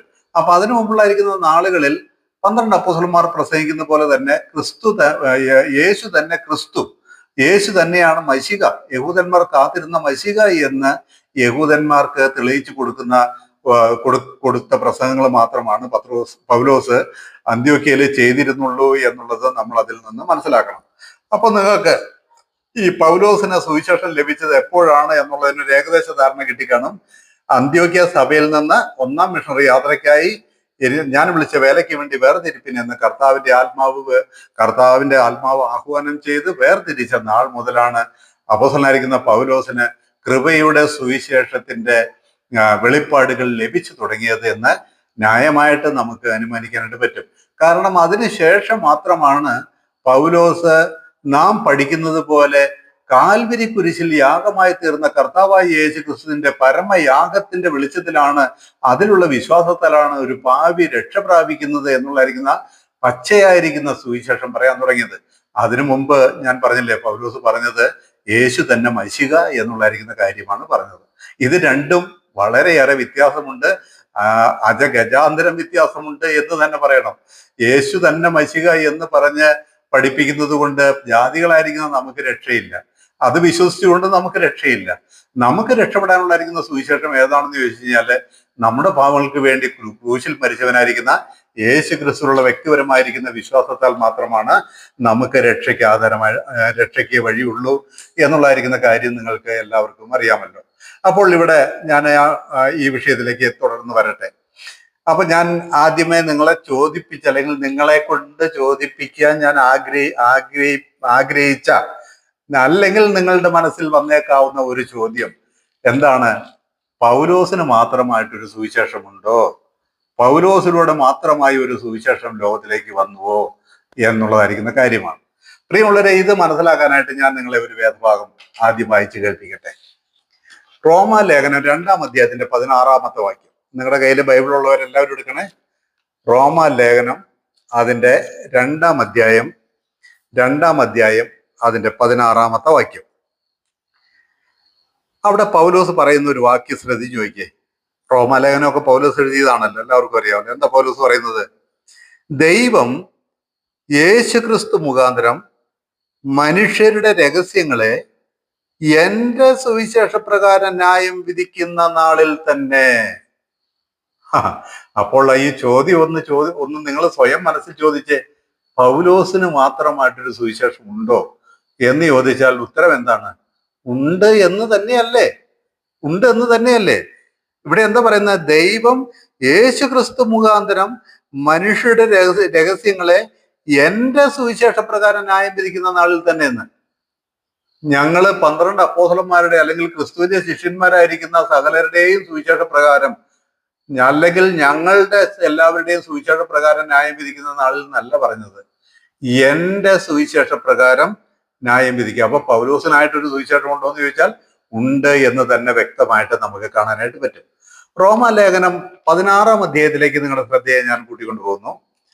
റോമാലേഖനം പൗലോസിന് തനിയായിട്ടൊരു സുവിശേഷം ഉണ്ടോ എന്നുള്ളത് നിങ്ങളെ ഒന്ന് ഓർമ്മപ്പെടുത്തി ഉറപ്പിക്കാൻ വേണ്ടിയാണ് ഞാനിത് വായിക്കുന്നത്. റോമാലേഖനം 16-ാം അധ്യായത്തിന്റെ 24-ഉം 25-ഉം വാക്യങ്ങൾ. അവിടെ നമ്മൾ വായിക്കുന്നത് എങ്ങനെയാണ്? പൂർവകാലങ്ങളിൽ മറഞ്ഞിരുന്നിട്ട് ഇപ്പോൾ വെളിപ്പെട്ട് വന്നതും നിത്യദൈവത്തിന്റെ നിയോഗപ്രകാരം സകല ജാതികൾക്കും വിശ്വാസത്തിന്റെ അനുസരണത്തിനായി പ്രവാചകന്മാരുടെ എഴുത്തുകളാൽ അറിയിച്ചിരുന്നതുമായ മർമ്മത്തിന്റെ വെളിപ്പാടിന് അനുസരണമായുള്ള എന്റെ സുവിശേഷത്തിനും, നോക്കിയേ, വീണ്ടും പറയുന്ന നോക്കിയേ, എന്റെ സുവിശേഷത്തിനും മർമ്മത്തിന്റെ വെളിപ്പാടിന് അനുസരണമായുള്ള എന്റെ സുവിശേഷത്തിനും യേശു ക്രിസ്തുവിനെ കുറിച്ചുള്ള പ്രസംഗത്തിനും ഒത്തവണ്ണം നിങ്ങളെ സ്ഥിരപ്പെടുത്തുവാൻ കഴിയുന്ന ഏകജ്ഞാനിയായ ദൈവത്തിന് യേശു ക്രിസ്തു മുഖാന്തരം എന്നും എന്നേക്കും മഹത്വം. എന്താ അവിടെ പറഞ്ഞത്? പൂർവകാലങ്ങളിൽ, നിങ്ങൾ ആ വാക്യം ശ്രദ്ധിച്ചോ? 24-ാം വാക്യം ശ്രദ്ധിച്ചോ? പൂർവകാലങ്ങളിൽ മറഞ്ഞിരുന്നിട്ട്. പൗലോസിന് വെളിപ്പെട്ട ഈ സുവിശേഷത്തെ കുറിച്ച് പൗലോസ് എന്താ പറഞ്ഞത്? ഇത് പൂർവകാലങ്ങളിൽ മറഞ്ഞിരുന്നതാണെന്നാണ്. ആർക്കും വെളിപ്പെടാത്തായിരിക്കുന്ന കാര്യമാണെന്നാണ്. അതുകൊണ്ടാണ് പൗലോസ് വളരെ വ്യക്തമായിട്ട് പറയുന്നത് എന്റെ സുവിശേഷം എന്ന് പറയുന്നത് പൂർവ്വകാലങ്ങളിൽ മറഞ്ഞിരുന്നിട്ട് ഇപ്പോൾ വെളിപ്പെട്ട് വന്നതും നിത്യ ദൈവത്തിന്റെ നിയോഗപ്രകാരം സകല ജാതികൾക്കും വിശ്വാസത്തിന്റെ അനുസരണത്തിനായി പ്രവാചകന്മാരുടെ എഴുത്തുകളാൽ അറിയിച്ചിരുന്നതുമായ മർമ്മത്തിന്റെ. ഇവിടെ വായിക്കുമ്പോൾ നിങ്ങൾക്കൊരു കൺഫ്യൂഷൻ ഉണ്ടാകും കേട്ടോ. എന്താണെന്നറിയാമോ? അപ്പൊ എന്താ ബ്രദറെ ഈ പ്രവാചകന്മാരുടെ എഴുത്തുകളിൽ അറിയിച്ചിരുന്നതുമായ മർമ്മത്തിന്റെ വെളിപ്പാട്? പ്രവാചകന്മാരുടെ എഴുത്തുകളിൽ ഈ മർമ്മം ഇല്ലായിരുന്നോ? ഇല്ലെങ്കിൽ പിന്നെ ഇങ്ങനെ പറയുന്നത് എങ്ങനെയാ? എന്റെ ഉള്ളവരെ ഇവിടെ പറഞ്ഞിരിക്കുന്ന കാര്യം എന്താണെന്നറിയാമോ? പ്രവാചകന്മാരുടെ എഴുത്തുകളിൽ അറിയിച്ചിരുന്നത് എന്താണെന്നറിയാമോ? യേശു കർത്താവിന്റെ ജനനം മുതൽ യേശു കർത്താവിന്റെ 3.5 വർഷത്തെ അത്ഭുതകരമായിരിക്കുന്ന സാക്ഷ്യത്തിന്റെ ജീവിതവും ഉപദേശവും, യേശു കർത്താവിന്റെ മരണവും, യേശു കർത്താവിന്റെ ശവസംസ്കാരവും, യേശു കർത്താവിന്റെ ഉയർത്തെഴുന്നേൽപ്പും, സ്വർഗാരോഹണം വരെയും എവിടെ എഴുതിയിട്ടുണ്ട്? പ്രവാചകന്മാരുടെ എഴുത്തുകളിൽ എഴുതിയിട്ടുണ്ട്. ആ പ്രവാചകന്മാരുടെ എഴുത്തുകളിൽ അറിയിച്ചിരുന്നതുമായ ആ കാര്യം ഏതാ? യേശു ക്രിസ്തുവിന്റെ ജനനം മുതൽ സ്വർഗാരോഹണം വരെ ഉള്ളതായിരിക്കുന്ന പ്രവാചകന്മാരുടെ എഴുത്തുകളിൽ അറിയിച്ചിരുന്നതായിരിക്കുന്ന ആ കാര്യത്തിന്റെ അതിലൂടെ വെളിപ്പെട്ടതായിരിക്കുന്ന സുവിശേഷം ആകുന്ന ആ രഹസ്യം, ആ മർമ്മത്തിന്റെ വെളിപ്പാടിന് അനുസരണമായുള്ള എന്റെ സുവിശേഷം. അപ്പൊ അതിലൂടെ ഉരുത്തിരിഞ്ഞൊരു സുവിശേഷം വന്നു എന്ന് ആർക്കറിയില്ല? 12 അപ്പോസ്തലന്മാർക്ക് അറിയവേ ഇല്ല. മനസ്സിലാക്കണം, 12 അപ്പോസ്തലന്മാർക്ക് അതിലൂടെ ഒരു സുവിശേഷം, കാൽവരി കുരിശിലെ യാഗമരണത്തിലൂടെ ഒരു രക്ഷയുടെ സന്ദേശം ഉണ്ടെന്ന് 12 അപ്പോസ്തലന്മാർക്ക് അറിയില്ല. ഞാനിത് പറയുമ്പോൾ നിങ്ങൾക്ക് ഒരുപക്ഷെ ഇത് കേട്ട് ഗ്രഹിച്ചിട്ടില്ലാത്തവർക്ക് ഒറ്റയടിക്ക് വിശ്വസിക്കാൻ പറ്റുകയില്ല. എന്റെ പ്രിയമുള്ളവരെ, മനസ്സിലാക്കേണ്ടത് 12 അപ്പോസ്തലന്മാർ കാൽവരി കുരിശല്ല പ്രസംഗിച്ചത്. അവരുടെ ജീവിതകാലത്തൊക്കെയും 12 അപ്പോസ്തലന്മാർ പ്രസംഗിച്ചതായിരിക്കുന്ന കാര്യം യേശു തന്നെ മശിഹ എന്നുള്ള കാര്യമാണ്. യേശു തന്നെയാണ് അവർ കാത്തിരുന്ന ക്രിസ്തു എന്നുള്ളതായിരിക്കുന്ന കാര്യമാണ്. നിങ്ങൾ അവനെ ക്രൂശിച്ചു കൊന്നു, നിങ്ങൾ അവനെ കൊലപാതകന്മാരാകുന്നു എന്ന് യഹൂദന്മാരെ കുറ്റപ്പെടുത്തുകയാണ് ചെയ്തത്. അത് മനസ്സിലാക്കണം. എന്നാൽ ഈ കാൽവരി കുരിശിലെ യാഗമരണത്തിലൂടെ സകല ജാതികൾക്കും രക്ഷാകരമായിരിക്കുന്ന ഒരു സുവിശേഷം പുറപ്പെട്ടു വരികയും അത് ലോകത്തിന് വെളിപ്പെടുത്തി കൊടുക്കുകയും ചെയ്തത് അപ്പോസ്തലനായിരിക്കുന്ന പൗലോസിലൂടെയാണ് ദൈവം ചെയ്തത് എന്നാണ്. അതാണ് മർമ്മത്തിന്റെ വെളിപ്പാടിന് അനുസരണമായുള്ള എന്റെ സുവിശേഷം എന്നവിടെ പറഞ്ഞത്. അവിടെ അത് വളരെ വ്യക്തമായി നമുക്ക് കാണാനായിട്ട് പറ്റും. അപ്പൊ ഇത് പൗലോസിലൂടെ വെളിപ്പെട്ടു വന്നായിരിക്കുന്ന സുവിശേഷമാണ് കൃപയുടെ സുവിശേഷം. ഞാനത് പറയുമ്പോൾ ലോകത്തിലുള്ളായിരിക്കുന്ന ആളുകൾ അംഗീകരിക്കുമോ? നിങ്ങൾ ചിന്തിച്ചു നോക്കിക്കേ, ആരാ അംഗീകരിക്കുന്നത്? ഇന്നത്തെ വേർപെട്ട സഭാ ഗ്രൂപ്പുകളില് നിങ്ങളൊന്ന് ചോദിച്ചു നോക്കി, ആരെങ്കിലും അംഗീകരിക്കുമോ? അംഗീകരിക്കില്ല. അതുകൊണ്ട് തന്നെ ഞങ്ങള് പലരുടെയും പഴി കേൾക്കേണ്ടി വരുന്നുണ്ട്. ഇന്ന് തന്നെ ഏതോ ഒരു അപ്പച്ചൻ വിളിച്ച് തോമസ് സാറ് പിന്നെ സ്നാനത്തെ കുറിച്ചൊരു വീഡിയോ ഇട്ടതിനെ കുറിച്ച് നിങ്ങൾ തോമസ് ആണോ എന്നൊക്കെ ചോദിച്ച് എന്നോട് അതികഠിനമായിട്ട് സംസാരിച്ചു തുടങ്ങി. എനിക്ക് കേട്ടപ്പോ ചിരിയ വന്നത്. ഞാൻ പറഞ്ഞു, ഞാൻ തോമസ് അല്ല, ഞാൻ എൽദോയാണ്, എന്നാലും അപ്പച്ചൻ സംസാരിച്ചോളാൻ പറഞ്ഞു. അപ്പൊ ഞാൻ 60 കൊല്ലമായി ബൈബിള് പഠിപ്പിക്കുന്നു, നിങ്ങൾ ഈ പറയുന്നത് വെറും പൊട്ടത്തരമാണ്, ഭോഷ്കാണ് എന്ന് പറഞ്ഞ് എന്നെ ഭയങ്കരമായിട്ട് ഒക്കെ ദേഷ്യത്തോടെയൊക്കെ സംസാരിച്ചു. ഞാൻ ചിരിച്ച് ചില കാര്യങ്ങൾ പുള്ളിയോട് മറുപടി പറഞ്ഞപ്പോൾ പുള്ളി പിന്നെ അതിനെക്കുറിച്ചൊന്നും മറുപടി എന്നോട് പറഞ്ഞില്ല എന്നുള്ളത് ഒരു ആശ്വാസമാണ്. അപ്പൊ ഞാൻ പറയുന്നത് ലോകം അംഗീകരിക്കില്ല. പൗലോസിലൂടെയാണ് ഈ കൃപയുടെ സുവിശേഷം ലോകത്തിലേക്ക് വന്നത് എന്നുള്ളതായിരിക്കുന്ന കാര്യം പറഞ്ഞാൽ ആർക്കും അംഗീകരിക്കാനായിട്ട് പറ്റുകയില്ല. എന്നാൽ ഞങ്ങള് രാപകൽ ഭേദമില്ലാതെ എന്ന് പ്രസംഗിച്ചുകൊണ്ടിരിക്കുന്ന കാര്യം ഇതാണ്: ഈ കൃപയുടെ സുവിശേഷം ലോകത്തിലേക്ക് വന്നത് അപ്പോസ്തലനായ പൗലോസിലൂടെയാണ്. അതുകൊണ്ടാണ് അപ്പോസ്തലനായ പൗലോസ് പറഞ്ഞത്, എന്റെ സുവിശേഷം ഞാൻ അറിയിച്ചതായിരിക്കുന്ന സുവിശേഷം മാനുഷ്യമല്ല, ഞാനത് മനുഷ്യരിൽ നിന്ന് പഠിച്ചിട്ടില്ല, എനിക്ക് മുമ്പെയുള്ള അപ്പോസ്തലന്മാരുടെ അടുക്കൽ ഞാൻ പോയിട്ടില്ല, അവരാരും എന്നെ ഒന്നും ഗ്രഹിപ്പിച്ചിട്ടില്ല, ഞാൻ യേശു ക്രിസ്തുവിന്റെ വെളിപ്പാടിനാൽ അത്രേ ഞാനത് പഠിച്ചത് എന്ന് പൗലോസ് പറയുന്നത് നമുക്ക് കാണാനായിട്ട് പറ്റും. ഞാൻ ഒരു വാക്യം കൂടെ, ചില വാക്യങ്ങൾ പൗലോസിന്റെ സുവിശേഷത്തെ കുറിച്ചാണ്. ഇന്നത്തെ 2-ാം അധ്യായത്തിന്റെ ബാക്കി ഭാഗങ്ങളെല്ലാം പൗലോസിന് വെളിപ്പെട്ട സുവിശേഷത്തെ കുറിച്ചുള്ളായിരിക്കുന്ന കാര്യങ്ങളാണ് പറയുന്നത്. അപ്പൊ അത് നിങ്ങളെ ബോധ്യപ്പെടുത്തുക എന്നുള്ളതാണ് ഇന്നത്തെ എൻ്റെ ഏറ്റവും മുഖ്യമായിരിക്കുന്ന ഉദ്ദേശം. അപ്പൊ അതിന് ഞാൻ ചില വാക്യങ്ങൾ കൂടെ ഞാൻ തിരുവെഴുത്തിൽ നിന്ന് വായിച്ച് കേൾപ്പിക്കാം. അതായത് പൗലോസിന് വെളിപ്പെട്ടതായിരിക്കുന്ന സുവിശേഷം അത് ലോകത്തിൽ മറ്റാർക്കും വെളിപ്പെട്ടില്ല, പൗലോസിനാണ് ആദ്യമായിട്ട് വെളിപ്പെട്ടത്. പിന്നെ പൗലോസിന് ശേഷം പൗലോസിന്റെ കൂടെയുള്ള പൗലോസിന്റെ ശിഷ്യന്മാർക്കും മറ്റുള്ളവർക്കും അത് വെളിപ്പെട്ടു എന്നുള്ള കാര്യമാണ്. എഫേസ്യ ലേഖനം 3-ാം അധ്യായത്തിന്റെ 6-ാം വാക്യത്തിലേക്ക് നിങ്ങളുടെ ശ്രദ്ധയെ ഞാൻ കൊണ്ടുവരുന്നു. എഫേസ്യ ലേഖനം 3-ാം അധ്യായത്തിന്റെ 6-ാം വാക്യം നിങ്ങൾ ശ്രദ്ധിച്ചു നോക്കിയേ. എന്താണ്? അഞ്ചാം വാക്യം തൊട്ട് വായിക്കാം. ആ മർമ്മം എന്ന് പറഞ്ഞാൽ എനിക്കൊരു മർമ്മം വെളിപ്പെട്ടു വന്നു എന്നൊക്കെ പറയുന്നുണ്ട്. അതൊക്കെ മേലെ തൊട്ട് പറയേണ്ടതാണ്, അത്രയും സമയം കളയേണ്ടെന്ന് ഓർത്തിട്ടാണ്. ആ മർമ്മം എനിക്ക് വെളിപ്പെട്ടു വന്നതായിരിക്കുന്ന ആ മർമ്മം ഇപ്പോൾ അവന്റെ വിശുദ്ധ അപ്പോസ്തലന്മാർക്കും പ്രവാചകന്മാർക്കും, ഇവിടെ പറയുന്നതായിരിക്കുന്ന അപ്പോസ്തലന്മാർ 12 അപ്പോസ്തലന്മാരല്ല കേട്ടോ. ഇവിടെ പറയുന്നതായിരിക്കുന്ന അപ്പോസ്തലന്മാർ പൗലോസിനോട് കൂടെയുള്ളായിരിക്കുന്ന തന്റെ ശിഷ്യന്മാരടക്കമുള്ള അല്ലെങ്കിൽ തന്റെ ശിഷ്യന്മാരായിരിക്കുന്ന അപ്പോസ്തലന്മാരാണ്. ഉയരത്തിൽ കയറി മനുഷ്യർക്ക് ദാനങ്ങളെ കൊടുത്തു. അവൻ ചിലരെ അപ്പോസ്തലന്മാരായും, അല്ലെ, അവൻ ചിലരെ ഇങ്ങനെ നമ്മൾ വായിക്കുന്നത്, അവൻ ചിലരെ അപ്പോസ്തലന്മാരായും ചിലരെ പ്രവാചകന്മാരായും ചിലരെ സുവിശേഷകന്മാരായും ചിലരെ ഇടയന്മാരായും ഉപദേഷ്ടാക്കന്മാരായും നിയമിച്ചിരിക്കുന്നു എന്ന് നമ്മൾ വായിക്കുന്നുണ്ട്. ഉയരത്തിൽ കയറി മനുഷ്യർക്ക്, അതായത് പുതിയ നിയമസഭയ്ക്ക് കൊടുത്തായിരിക്കുന്ന അപ്പോസ്തലന്മാർ, ആ അപ്പോസ്തലന്മാരെ കുറിച്ചാണ് ഇവിടെ പറയുന്നത്. എന്നിട്ട് പറയാണ് ആ മർമ്മം ഇപ്പോൾ അവന്റെ വിശുദ്ധ അപ്പോസ്തലന്മാർക്കും പ്രവാചകന്മാർക്കും ആത്മാവിൽ വെളിപ്പെട്ടതുപോലെ പൂർവ്വകാലങ്ങളിൽ മനുഷ്യർക്ക് അറിയായി വന്നിരുന്നില്ല. ഇത് അറിയില്ലായിരുന്നു. ഇതിനു മുമ്പ് പൂർവ്വകാലങ്ങൾക്ക് ആർക്കും അറിയില്ലായിരുന്നു. എന്നിട്ട് പറയാണ് എന്താണ് ആ മർമ്മം? അതോ ജാതികൾ സുവിശേഷത്താൽ ക്രിസ്തു യേശുവിൽ കൂട്ടവകാശികളും ഏക ശരീരസ്ഥരും വാക്തത്വത്തിൽ പങ്കാളികളും ആകണം എന്നുള്ളത് തന്നെ. ആ സുവിശേഷത്തിനെ നിങ്ങൾ ആ വാക്കൊന്ന് ശ്രദ്ധിക്കണം.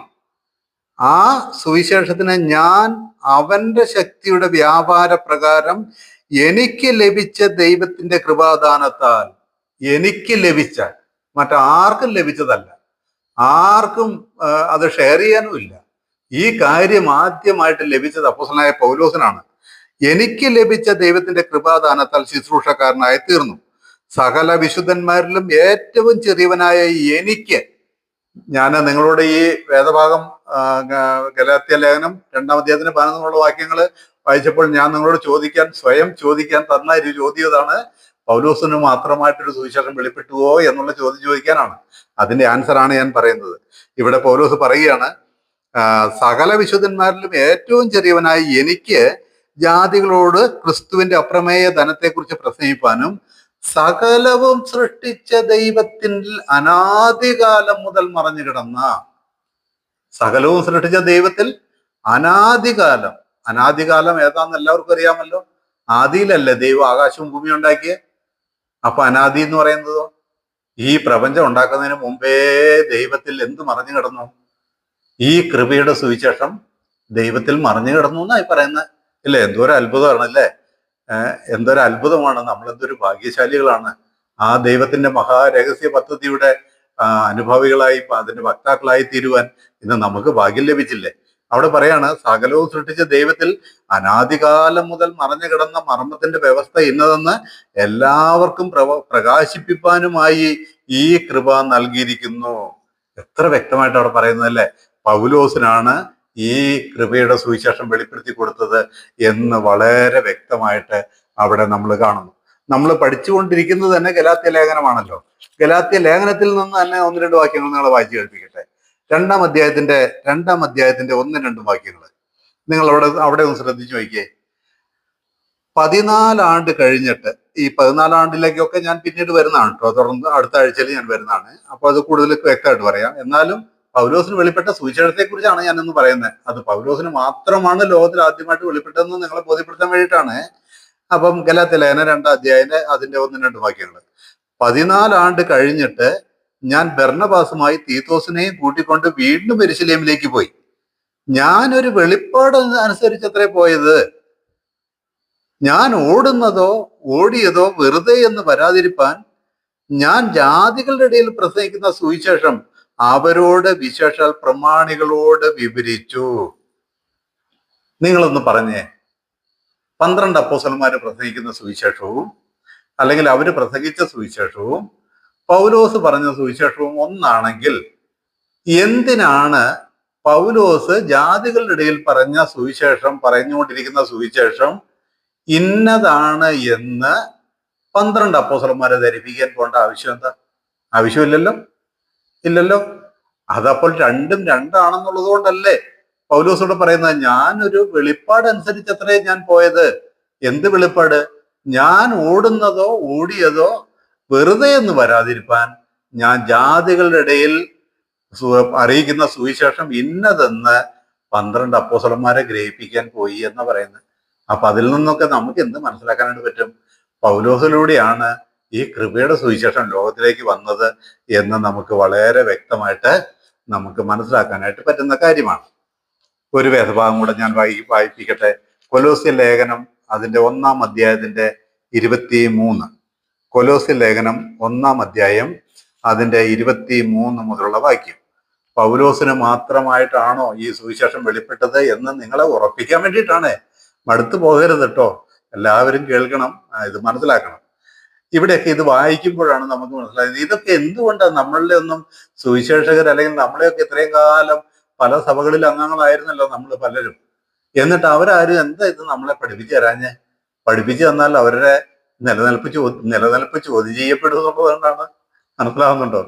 അതുകൊണ്ട് അവർ പഠിപ്പിച്ചു തരാൻ, അല്ലെങ്കിൽ അവർക്ക് പഠിപ്പിച്ചു തരാൻ അറിയില്ല എന്നുള്ളതാണ് ഏറ്റവും പരമമായ സത്യം. ഇന്നും അവർക്കറിയില്ല. ഇങ്ങനെ ഒരു സുവിശേഷം പൗലോസിലൂടെ മാത്രം വെളിപ്പെട്ട ഒരു സുവിശേഷത്തെ കുറിച്ച് അവർക്ക് കേട്ടുകഴിവ് പോലുമില്ല. പറഞ്ഞു കൊടുത്താൽ പോലും അവര് ആന മണ്ടത്തരം എന്ന് പറഞ്ഞ് കളിയാക്കാനായിട്ടിരിക്കുകയാണ് അവര്. ഓക്കെ, അപ്പൊ ഞാനിവിടെ കൊലോസ്യ ലേഖനം അതിന്റെ 1-ാം അധ്യായത്തിന്റെ 23 വാക്യങ്ങൾ ഞാൻ വായിക്കാം. ആകാശത്തിന് കീഴെ സകല സൃഷ്ടികളുടെയും ഇടയിൽ ഘോഷിച്ചും പൗലോസ് എന്ന ഞാൻ ശുശ്രൂഷകനായി തീർന്നും ഏതാ അവിടെ ശ്രദ്ധിക്കണം. ആകാശത്തിന് കീഴെ സകല സൃഷ്ടികളുടെ ഇടയിൽ ഘോഷിച്ചും പൗലോസ് എന്ന ഞങ്ങളെല്ലാവരും കൂടെയാണോ? അല്ലല്ലോ. പൗലോസ് എന്ന ഞാൻ ശുശ്രൂഷക്കാരനായി തീർന്നും നിങ്ങൾ കേട്ടുമിരിക്കുന്ന സുവിശേഷത്തിന്റെ. അപ്പൊ ഈ സുവിശേഷം പൗലോസിലൂടെയാണ് ലോകത്തിലേക്ക് ആദ്യം വെളിപ്പെട്ടതെന്നുള്ളതിൽ ആർക്കും സംശയമില്ലല്ലോ. നിങ്ങൾ കേട്ടുപിരിക്കുന്ന സുവിശേഷത്തിന്റെ പ്രത്യാശയിൽ നിന്ന് നിങ്ങൾ ഇളകാതെ അടിസ്ഥാനപ്പെട്ടവരും സ്ഥിരതയുള്ളവരുമായി വിശ്വാസത്തിൽ നിലനിന്നുകൊണ്ടാൽ അങ്ങനെ അവന്റെ മുമ്പിൽ നിൽക്കും. 24-ാം വാക്യം. ഇപ്പോൾ ഞാൻ നിങ്ങൾക്ക് വേണ്ടിയുള്ള കഷ്ടാനുഭവങ്ങളിൽ സന്തോഷിച്ച് ക്രിസ്തുവിന്റെ കഷ്ടങ്ങളിൽ കുറവായുള്ളത് എന്റെ ജഡത്തിൽ സഭയായ അവന്റെ ശരീരത്തിന് വേണ്ടി പൂരിപ്പിക്കുന്നു. സഭയായ അവന്റെ ശരീരത്തിന് വേണ്ടി പൂരിപ്പിക്കുന്നു. നിങ്ങൾക്ക് വേണ്ടി ദൈവം എനിക്ക് നൽകിയ ഉദ്യോഗപ്രകാരം. ഇനി ഇതിലും കൂടുതൽ വ്യക്തമാക്കണോ? നിങ്ങൾക്ക് വേണ്ടി ദൈവം എനിക്ക് നൽകിയിരിക്കുന്ന ഉദ്യോഗപ്രകാരം ദൈവവചന ഘോഷണം നിവർത്തിക്കേണ്ടതിന് ഞാൻ സഭയുടെ ശുശ്രൂഷകനായിരിക്കുന്നു. അത് പൂർവ്വകാലങ്ങൾക്കും തലമുറകൾക്കും മറഞ്ഞു കിടന്ന മർമ്മം. ഏത്? സഭ. പൗലോസിന്റെ സുവിശേഷത്തിലൂടെ ലോകത്തിൽ ഒരു സഭ തന്നെ രൂപം കൊണ്ടു. ആ സഭയുടെ പേരാണ് കർത്താവിന്റെ ശരീരമാകുന്ന സഭ. ആ സഭയെയാണ് ബോഡി ഓഫ് ക്രൈസ്റ്റ് അല്ലെങ്കിൽ ശരീരമാകുന്ന സഭ എന്ന് പൗലോസ് പറഞ്ഞത്. നിങ്ങൾ കേട്ടിട്ടുണ്ടോ? പൗലോസിന്റെ എഴുത്തുകളിലല്ലാതെ മറ്റെവിടെയെങ്കിലും, ബൈബിളിൽ എവിടെയെങ്കിലും ഏതെങ്കിലും സഭയെക്കുറിച്ച് കർത്താവിന്റെ ശരീരമാകുന്ന സഭ എന്ന് കേട്ടിട്ടുണ്ടോ? ഞാനിത് പറയുമ്പോൾ ഇന്നത്തെ സഭ കർത്താവിന്റെ ശരീരമാകുന്ന സഭയാണ്, കൃപയുടെ സുവിശേഷപ്രകാരം രൂപം കൊണ്ടുവരിക്കുന്ന സഭ കർത്താവിന്റെ ശരീരമാകുന്ന സഭയാന്ന് പറഞ്ഞാൽ പോലും പലരും അംഗീകരിക്കില്ല എന്നുള്ള വേറൊരു സത്യം. അംഗീകരിച്ചാലും അംഗീകരിച്ചില്ലാലും ദൈവത്തിന്റെ സത്യം പറയുക എന്നുള്ളതല്ലേ നമ്മുടെ ഉത്തരവാദിത്വം. അപ്പൊ ഇവിടെ പൗലോസ് പറയാണ്, നിങ്ങൾക്ക് വേണ്ടി ദൈവം എനിക്ക് നൽകിയിരിക്കുന്ന ഉദ്യോഗം. എന്ത് ഉദ്യോഗം കൊടുത്തിരിക്കുന്നത്? ആ ഉദ്യോഗം ദൈവവചന ഘോഷം നിവർത്തിക്ക് സഭയുടെ ഉദ്യോഗം കൊടുത്തുനിന്ന്. ദൈവത്തിന്റെ ശരീരമാകുന്ന സഭയുടെ ഉദ്യോഗം നിങ്ങൾക്ക് വേണ്ടി ദൈവം എനിക്ക് നൽകിയിരിക്കുന്നു. ആ സുവിശേഷ ദൈവവചന ഘോഷം നിവർത്തിക്കേണ്ടതിന് ഞാൻ സഭയുടെ ശുശ്രൂഷകനായിരിക്കുന്നു. ആ സഭ പൂർവ്വകാലങ്ങൾക്കും തലമുറകൾക്കും മറഞ്ഞു കിടന്ന മർമ്മം എങ്കിലും ഇപ്പോൾ അവന്റെ വിശുദ്ധന്മാർക്ക് വെളിപ്പെട്ട് വന്നിരിക്കുന്നു. എത്ര വ്യക്തമായിട്ട് പൗലോസ് പറയുന്നതല്ലേ പൗലോസിന് വെളിപ്പെട്ടതായിരിക്കുന്ന സുവിശേഷത്തെ കുറിച്ച്. ഞാൻ ഈ ഗലാത്യ ലേഖനം 2-ാം അധ്യായത്തിലെ 11 മുതലുള്ള വാക്യങ്ങളാണ് നിങ്ങളെ പഠിപ്പിക്കുന്നത്. അപ്പോൾ പൗലോസ് 2-ാം അധ്യായത്തിന്റെ 11 മുതലുള്ള വാക്യങ്ങളിൽ സുവിശേഷം, എന്റെ സുവിശേഷം, എനിക്ക് വെളിപ്പെട്ടതായിരിക്കുന്ന സുവിശേഷം അത് മനുഷ്യനിൽ നിന്നല്ല, മനുഷ്യനാലുമല്ല, എന്ന് പറഞ്ഞതായിരിക്കുന്ന കാര്യം എന്തുകൊണ്ട് അങ്ങനെ പറഞ്ഞു, പൗലോസിന് മാത്രമായിട്ടൊരു സുവിശേഷം വെളിപ്പെട്ടുവോ എന്നുള്ള കാര്യം നിങ്ങളെ കൂടുതൽ ഊന്നൽ തന്ന് നിങ്ങൾക്ക് ബോധ്യം വരുത്താൻ വേണ്ടിയിട്ടാണ് ഞാൻ ഇത്രയും കാര്യങ്ങൾ പറയുന്നത്. അല്ലെങ്കിൽ എനിക്ക് ആ ഓരോ വാക്യങ്ങൾ വായിച്ചെന്ന് പറഞ്ഞു പോയാൽ മതി. പക്ഷെ അന്നേരം നിങ്ങളുടെ ചോദ്യങ്ങൾക്ക് ഉത്തരം കിട്ടില്ലല്ലോ, നിങ്ങളുടെ സംശയങ്ങൾക്ക് അവസാനം വരില്ലല്ലോ. അപ്പോൾ ഇവിടെ നമ്മൾ മനസ്സിലാക്കേണ്ടത്, കൃപയുടെ സുവിശേഷം അപ്പോസ്തലനായിരിക്കുന്ന പൗലോസിലൂടെ മാത്രമാണ് ലോകത്തിൽ ആദ്യമായിട്ട് വെളിപ്പെട്ടത്. അതിനുശേഷമാണ് അത് മറ്റുള്ളവർക്ക്, അതായത് പൗലോസിന്റെ കൂടെ ഉണ്ടായിരിക്കുന്ന ബർന്നബാസിനായാലും തീത്തോസിനായാലും തിമോത്തിയോസിനായാലും അങ്ങനെയുള്ളായിരിക്കുന്ന പൗലോസിന്റെ ശിഷ്യന്മാർക്ക് ഒക്കെ വെളിപ്പെട്ടത്. അതിനുശേഷമാണ് ആദ്യം ഇത് പൗലോസിനാണ് ഇത് വെളിപ്പെടുത്തി കൊടുത്തത്. അതുകൊണ്ടാണ് പൗലോസ് പറയുന്നത്, ഞാൻ എനിക്ക് എൻ്റെ സുവിശേഷം, എനിക്ക് വെളിപ്പെട്ട സുവിശേഷം എന്നെല്ലാം പറയുന്നതെന്ന് മനസ്സിലാക്കണം. ഇതിനെക്കുറിച്ച് രണ്ട് വാക്യങ്ങൾ കൂടെ ഞാൻ വായിച്ചിട്ട് ഞാൻ അടുത്ത വാക്യത്തിലേക്ക് വരാം. 1 തിമോത്തിയോസ് അതിന്റെ 1-ാം അധ്യായം, തിമോത്തിയോസിന് എഴുതിയ 1-ാം ലേഖനം അതിന്റെ 1-ാം ലേഖനം അതിന്റെ 1-ാം അധ്യായം 11-ാം വാക്യം.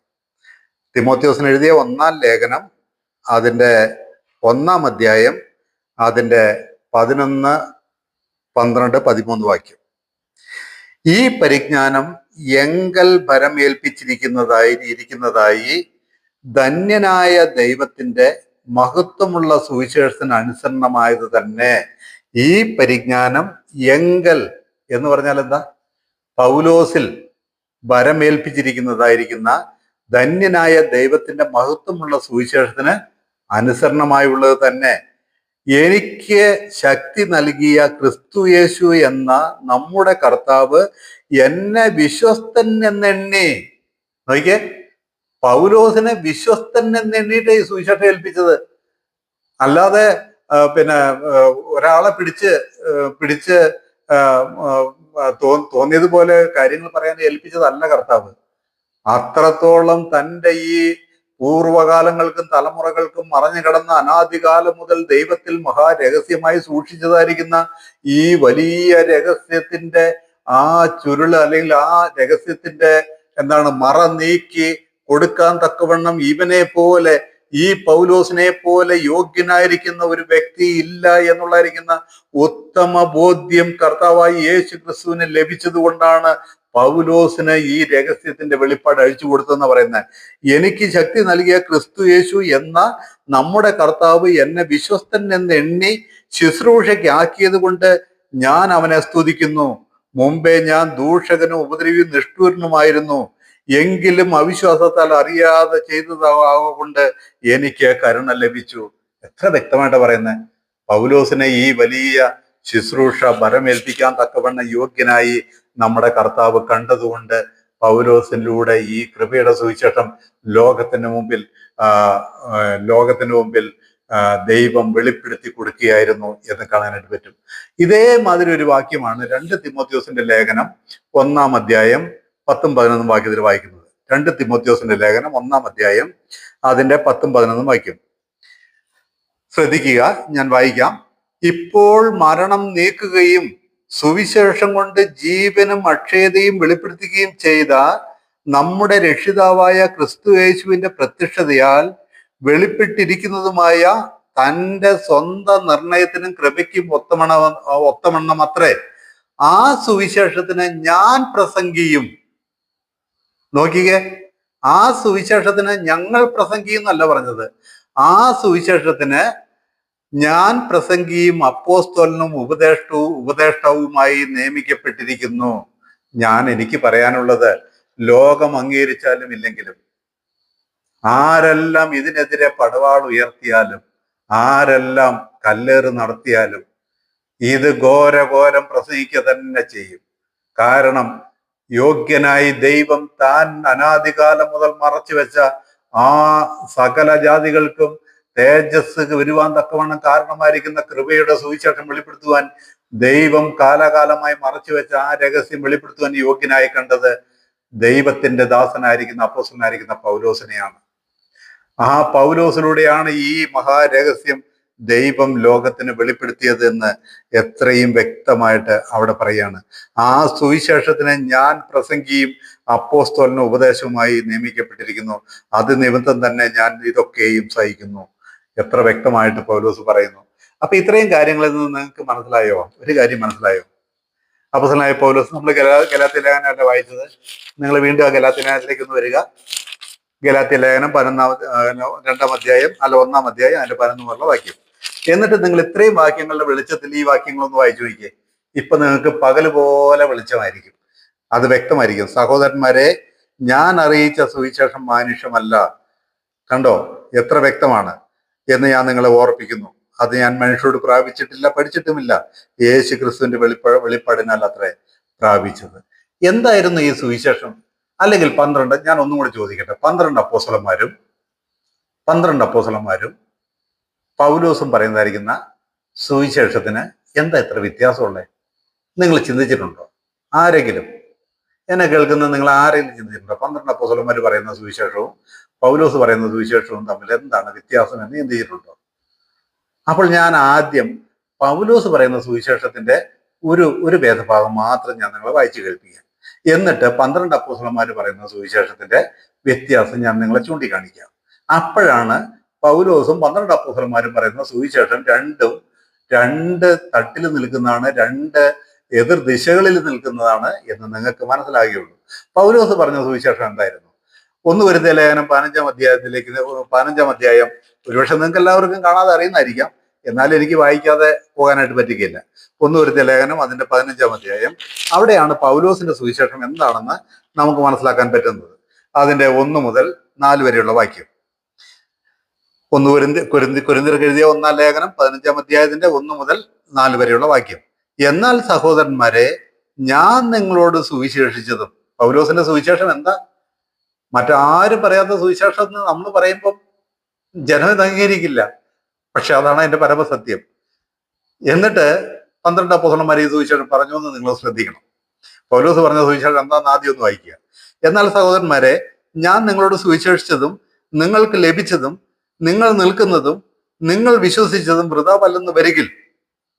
ഏതാ പറഞ്ഞത്? ഞാൻ നിങ്ങളോട് സുവിശേഷിച്ചതും നിങ്ങൾക്ക് ലഭിച്ചതും നിങ്ങൾ നിൽക്കുന്നതും നിങ്ങൾ വിശ്വസിച്ചതും വൃഥാവല്ലെന്ന് വരികിൽ നിങ്ങൾ രക്ഷിക്കപ്പെടുന്നതുമായ സുവിശേഷം, ലോകത്തിലെ ജനങ്ങൾക്ക്, ജാതികളായിരിക്കുന്നവർക്ക് രക്ഷയ്ക്കുള്ളതായിരിക്കുന്ന സുവിശേഷം നിങ്ങൾ പിടിച്ചുകൊണ്ടാൽ ഞാൻ ഇന്ന വിധം നിങ്ങളോട് സുവിശേഷിച്ചിരിക്കുന്നു എന്ന് നിങ്ങളെ ഓർപ്പിക്കുന്നു.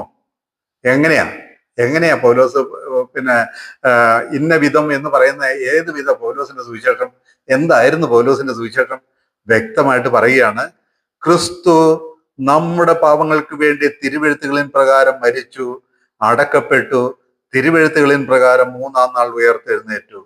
ഇതാ പൗലോസിന്റെ സുവിശേഷം. ഏതാ? ക്രിസ്തു നമ്മുടെ പാപങ്ങൾക്ക് വേണ്ടി തിരുവെഴുത്തുകളിൻ പ്രകാരം മരിച്ചു, അടക്കപ്പെട്ടു, തിരുവെഴുത്തുകളിൻ പ്രകാരം 3-ാം ദിവസം ഉയർത്തെഴുന്നേറ്റു. ഇതാ പൗലോസിന്റെ സുവിശേഷം. ഇത് കേൾക്കുന്നവര് പലരും വിചാരിക്കുന്നത്, ഇത് തന്നെയല്ലേ 12 അപ്പോസ്തലന്മാര് പ്രസംഗിച്ചേ, നിങ്ങൾ എന്താ ഈ പറയുന്നത് ചോദിക്കുക എന്നോട്. എനിക്കിതൊക്കെ പറയുമ്പോൾ എനിക്ക് ചിലപ്പോൾ ചിരി വരുന്നത് എന്തുകൊണ്ടാന്ന് ചോദിച്ചാല്, ഇന്ന് എന്നോട് സംസാരിച്ചു എന്ന് പറഞ്ഞ അച്ചായനോട് ഞാൻ ഇതേ കാര്യം പറഞ്ഞു. അച്ചായൻ പറഞ്ഞു, എന്താണ്, അപ്പോസ്തലപ്രവൃത്തി 8-ാം അധ്യായത്തിലെ ഷണ്ണനെ ഫിലിപ്പോസ് സ്നാനപ്പെടുത്തിയില്ലയോ, പിന്നെ എന്തുകൊണ്ട് നിങ്ങൾ സ്നാനമില്ല എന്ന് പറയുന്നു എന്ന് എന്നോട് ചോദിച്ചു. ഞാൻ പറഞ്ഞു, ശരിയാ ചായ, നമുക്ക് ആ വേദഭാഗം ഒന്ന് വായിക്കാന്ന് പറഞ്ഞു. ആ വേദഭാഗം ഒന്ന് വായിക്കാൻ എൻ്റെ അടുത്ത് ബൈബിളൊന്നും ഇല്ല എന്ന് പറഞ്ഞു. വേണ്ട, അച്ചായന് ഓർമ്മയുണ്ടല്ലോ, അച്ചായന് 10-60 വർഷമായിട്ട് ഇങ്ങനെ വചനം പഠിപ്പിക്കുന്ന ആളല്ലേ, അപ്പം അച്ചായന് ഓർമ്മയുണ്ടല്ലോ, നമുക്ക് ആ വേദഭാഗം ഒന്ന് നോക്കാം. അപ്പോസ്തലപ്രവൃത്തി 8-ാം അധ്യായത്തിലാണ് ആ വേദഭാഗം ഉള്ളത്. ഫിലിപ്പോസ് ഷണ്ണൻ വായിച്ചുകൊണ്ടിരുന്നായിരിക്കുന്ന വേദഭാഗം ആധാരമാക്കി അവനോട് സുവിശേഷം പറഞ്ഞു എന്നവിടെ എഴുതിയിരിക്കുന്നു. അപ്പോൾ അവർ യാത്ര ചെയ്തുകൊണ്ടിരിക്കുമ്പോൾ വെള്ളമുള്ള സ്ഥലം കണ്ടപ്പോൾ ഷണ്ണൻ ചോദിച്ചു, ഇതാ വെള്ളം, ഞാൻ സ്നാനപ്പെടുവാൻ എന്ത് തടസ്സം എന്ന് ചോദിച്ചു. അപ്പോൾ അതിന് ഫിലിപ്പോസ് കൊടുത്ത ഉത്തരം എന്തായിരുന്നു അച്ചായ എന്ന് ഞാൻ ചോദിച്ചു. 60 വർഷമായിട്ട് ബൈബിൾ കോളേജിൽ അധ്യാപകനായിരിക്കുന്ന, ബൈബിൾ കോളേജിലെ പിള്ളേരെ പഠിപ്പിക്കുന്ന ഒരു വ്യക്തിയാണ് എന്നോട് സംസാരിച്ചത്. എന്താ അവിടെ മറുപടി കൊടുത്തതെന്ന് ചോദിച്ചപ്പോൾ അദ്ദേഹം പറഞ്ഞു, കർത്താവായി യേശു ക്രിസ്തുവിൽ വിശ്വസിക്കുക, എന്നാൽ നീ നിന്റെ കുടുംബവും രക്ഷ പ്രാപിക്കുന്നുള്ള അതേ സുവിശേഷം തന്നെയാണ് ഷണ്ണനോടും പറഞ്ഞെന്ന് പറഞ്ഞു. ഞാൻ ചോദിച്ചു, അച്ഛൻ അവിടെ നിന്ന് കാണിച്ചു തന്നെ, അങ്ങനെ പറഞ്ഞതൊന്ന് കാണിച്ചു തന്നെ, അവിടെ നിന്ന് കാണിച്ചു തന്നെ. യേശു ക്രിസ്തുവിനെ കുറിച്ച് ഈ സുവിശേഷം, ആ വായിച്ച വേദഭാഗം യെശയ്യാപ്രവചനം 53 ആധാരമാക്കി അവനോട് സുവിശേഷം പറഞ്ഞു. അപ്പോൾ വെള്ളമുള്ള സ്ഥലം കണ്ടു. വെള്ളമുള്ള സ്ഥലം കണ്ടപ്പോൾ ഇതാ വെള്ളം, ഞാൻ സ്നാനപ്പെടുവാൻ എന്ത് തടസ്സം എന്ന് ചോദിച്ചു. അപ്പോൾ ഫിലിപ്പോസ് എന്ത് മറുപടി പറഞ്ഞു എന്ന് ചോദിച്ചപ്പോൾ പുള്ളിക്ക് ഉത്തരം മുട്ടി. പുള്ളിക്ക് പറയാതിരിക്കാൻ പറ്റില്ലല്ലോ. നീ വിശ്വസിക്കുന്നുവെങ്കിൽ ആകാം എന്ന് ഉത്തരം പറഞ്ഞു എന്ന് പറഞ്ഞു. ഞാൻ പറഞ്ഞു, ഞാൻ അപ്പൊ ചോദിച്ചു, എന്താണ് ഷണ്ണൻ അതിന് മറുപടി? ഷണ്ണൻ അതിന് മറുപടി കൊടുത്തെന്താ? യേശു കർത്താവ് എൻ്റെ പാവങ്ങൾക്ക് വേണ്ടി കാൽവരി കുരിശിൽ യാഗമായി തീർന്നു, എൻ്റെ പാവങ്ങൾക്ക് വേണ്ടി മരിച്ചു, അടക്കപ്പെട്ടു, ഉയർത്തെഴുന്നേറ്റു എന്ന് ഞാൻ വിശ്വസിക്കുന്നു എന്നാണോ ഷണ്ണൻ മറുപടി കൊടുത്തത് അച്ചായ എന്ന് ചോദിച്ചു. അങ്ങനെയാണോ എന്ന് ചോദിച്ചു. നമുക്ക് അങ്ങനെ അത് മനസ്സിലാക്കാൻ പറ്റുള്ളൂ എന്ന് പറഞ്ഞതിനോട്. കാരണം വീണോടത്ത് കിടന്ന് ഉരുളി അല്ലാതെ വേറെ നിവൃത്തിയില്ലല്ലോ. ഞാൻ പറഞ്ഞു, അങ്ങനെയല്ല മറുപടി കൊടുത്തത്. ആ ഷണ്ണൻ അവിടെ പറഞ്ഞതായിരിക്കുന്ന ഉത്തരം എന്നറിയാവോ? യേശു ദൈവപുത്രൻ എന്ന് ഞാൻ വിശ്വസിക്കുന്നു എന്ന് പറഞ്ഞു. അതായത് ആകെ ഫിലിപ്പോസ് ഷണ്ണനോട് പറഞ്ഞ സുവിശേഷം യേശു ദൈവപുത്രൻ എന്നുള്ള സുവിശേഷമാണ്. ഞാൻ എന്നിട്ട് അച്ചായനോട് ചോദിച്ചു, അച്ചായ, നമ്മൾ ആരെങ്കിലും യേശു ദൈവപുത്രനാണെന്ന് വിശ്വസിച്ച് രക്ഷപ്പെടാൻ പറ്റുമെന്ന് ചോദിച്ചു. യേശു ദൈവപുത്രനാണെന്നോ മശീഹയാണെന്നോ വിശ്വസിച്ചാൽ നമുക്ക് രക്ഷപ്പെടാൻ പറ്റുമെന്ന് ചോദിച്ചു. അല്ല, എന്നാലും ആ സുവിശേഷം പറയുമ്പോൾ അതിനകത്ത് കാൽവരി കുരിശ് പറയാതിരിക്കുമോ? അങ്ങ് തീരുമാനത്തിൽ എത്തുകയാണ് അവര്. അപ്പൊ ഞാൻ പറഞ്ഞത്, പ്രിയമുള്ളവരെ, ഈ പൗലോസിന്റെ സുവിശേഷത്തിൽ മാത്രമേ ക്രിസ്തു നമ്മുടെ പാവങ്ങൾക്ക് വേണ്ടി തിരുവെഴുത്തുകളിൻ പ്രകാരം മരിച്ചു, അടക്കപ്പെട്ടു, തിരുവെഴുത്തുകളിൻ പ്രകാരം 3-ാം ദിവസം ഉയർത്തെഴുന്നേറ്റു എന്നുള്ള സുവിശേഷം നിങ്ങൾക്ക് കാണാൻ കഴിയുകയുള്ളൂ. 12 അപ്പോസ്തലന്മാരുടെയോ 12 അപ്പോസ്തലന്മാരുടെ ശിഷ്യന്മാരുടെയോ പ്രസംഗത്തിലെങ്ങും കാൽവരി കുരിശിലൂടെ ഒരു രക്ഷാ സുവിശേഷത്തെ കുറിച്ച് നിങ്ങൾക്ക് കേൾക്കാൻ കഴിയുകയില്ല. ബൈബിളിലില്ല. ഞാൻ വ്യക്തമായിട്ട് പറയുന്നത്, നിങ്ങൾ ശ്രദ്ധിക്കുക. അവര് പ്രസംഗിച്ച സുവിശേഷം എന്താണെന്ന് അറിയാമോ? ക്രിസ്തു തന്നെ മശിഹ, അതായത് യേശു തന്നെ മശിഹ. കർത്താവായ യേശു ക്രിസ്തുവാണ് നമ്മൾ കാത്തിരുന്നായിരിക്കുന്ന മശിഹ. നമ്മുടെ ക്രിസ്തു അവൻ തന്നെയാണ്. അവനെ വിശ്വസിക്കുക. ഇത് മാത്രമാണ് അവർ പ്രസംഗിച്ചത്. ഞാൻ വായിച്ചു കേൾപ്പിക്കട്ടെ. അങ്ങനെയായിരുന്നു അവർ പ്രസംഗിച്ചതെന്നുള്ള വായിച്ചു കേൾപ്പിക്കട്ടെ. നോക്കിക്കേ, ഇവര് പ്രസംഗിച്ച സുവിശേഷം എന്താ അറിയോ? 12 അപ്പോസ്തലന്മാരുടെ ശിഷ്യന്മാരും പ്രസംഗിച്ച സുവിശേഷം എന്താ അറിയാവോ?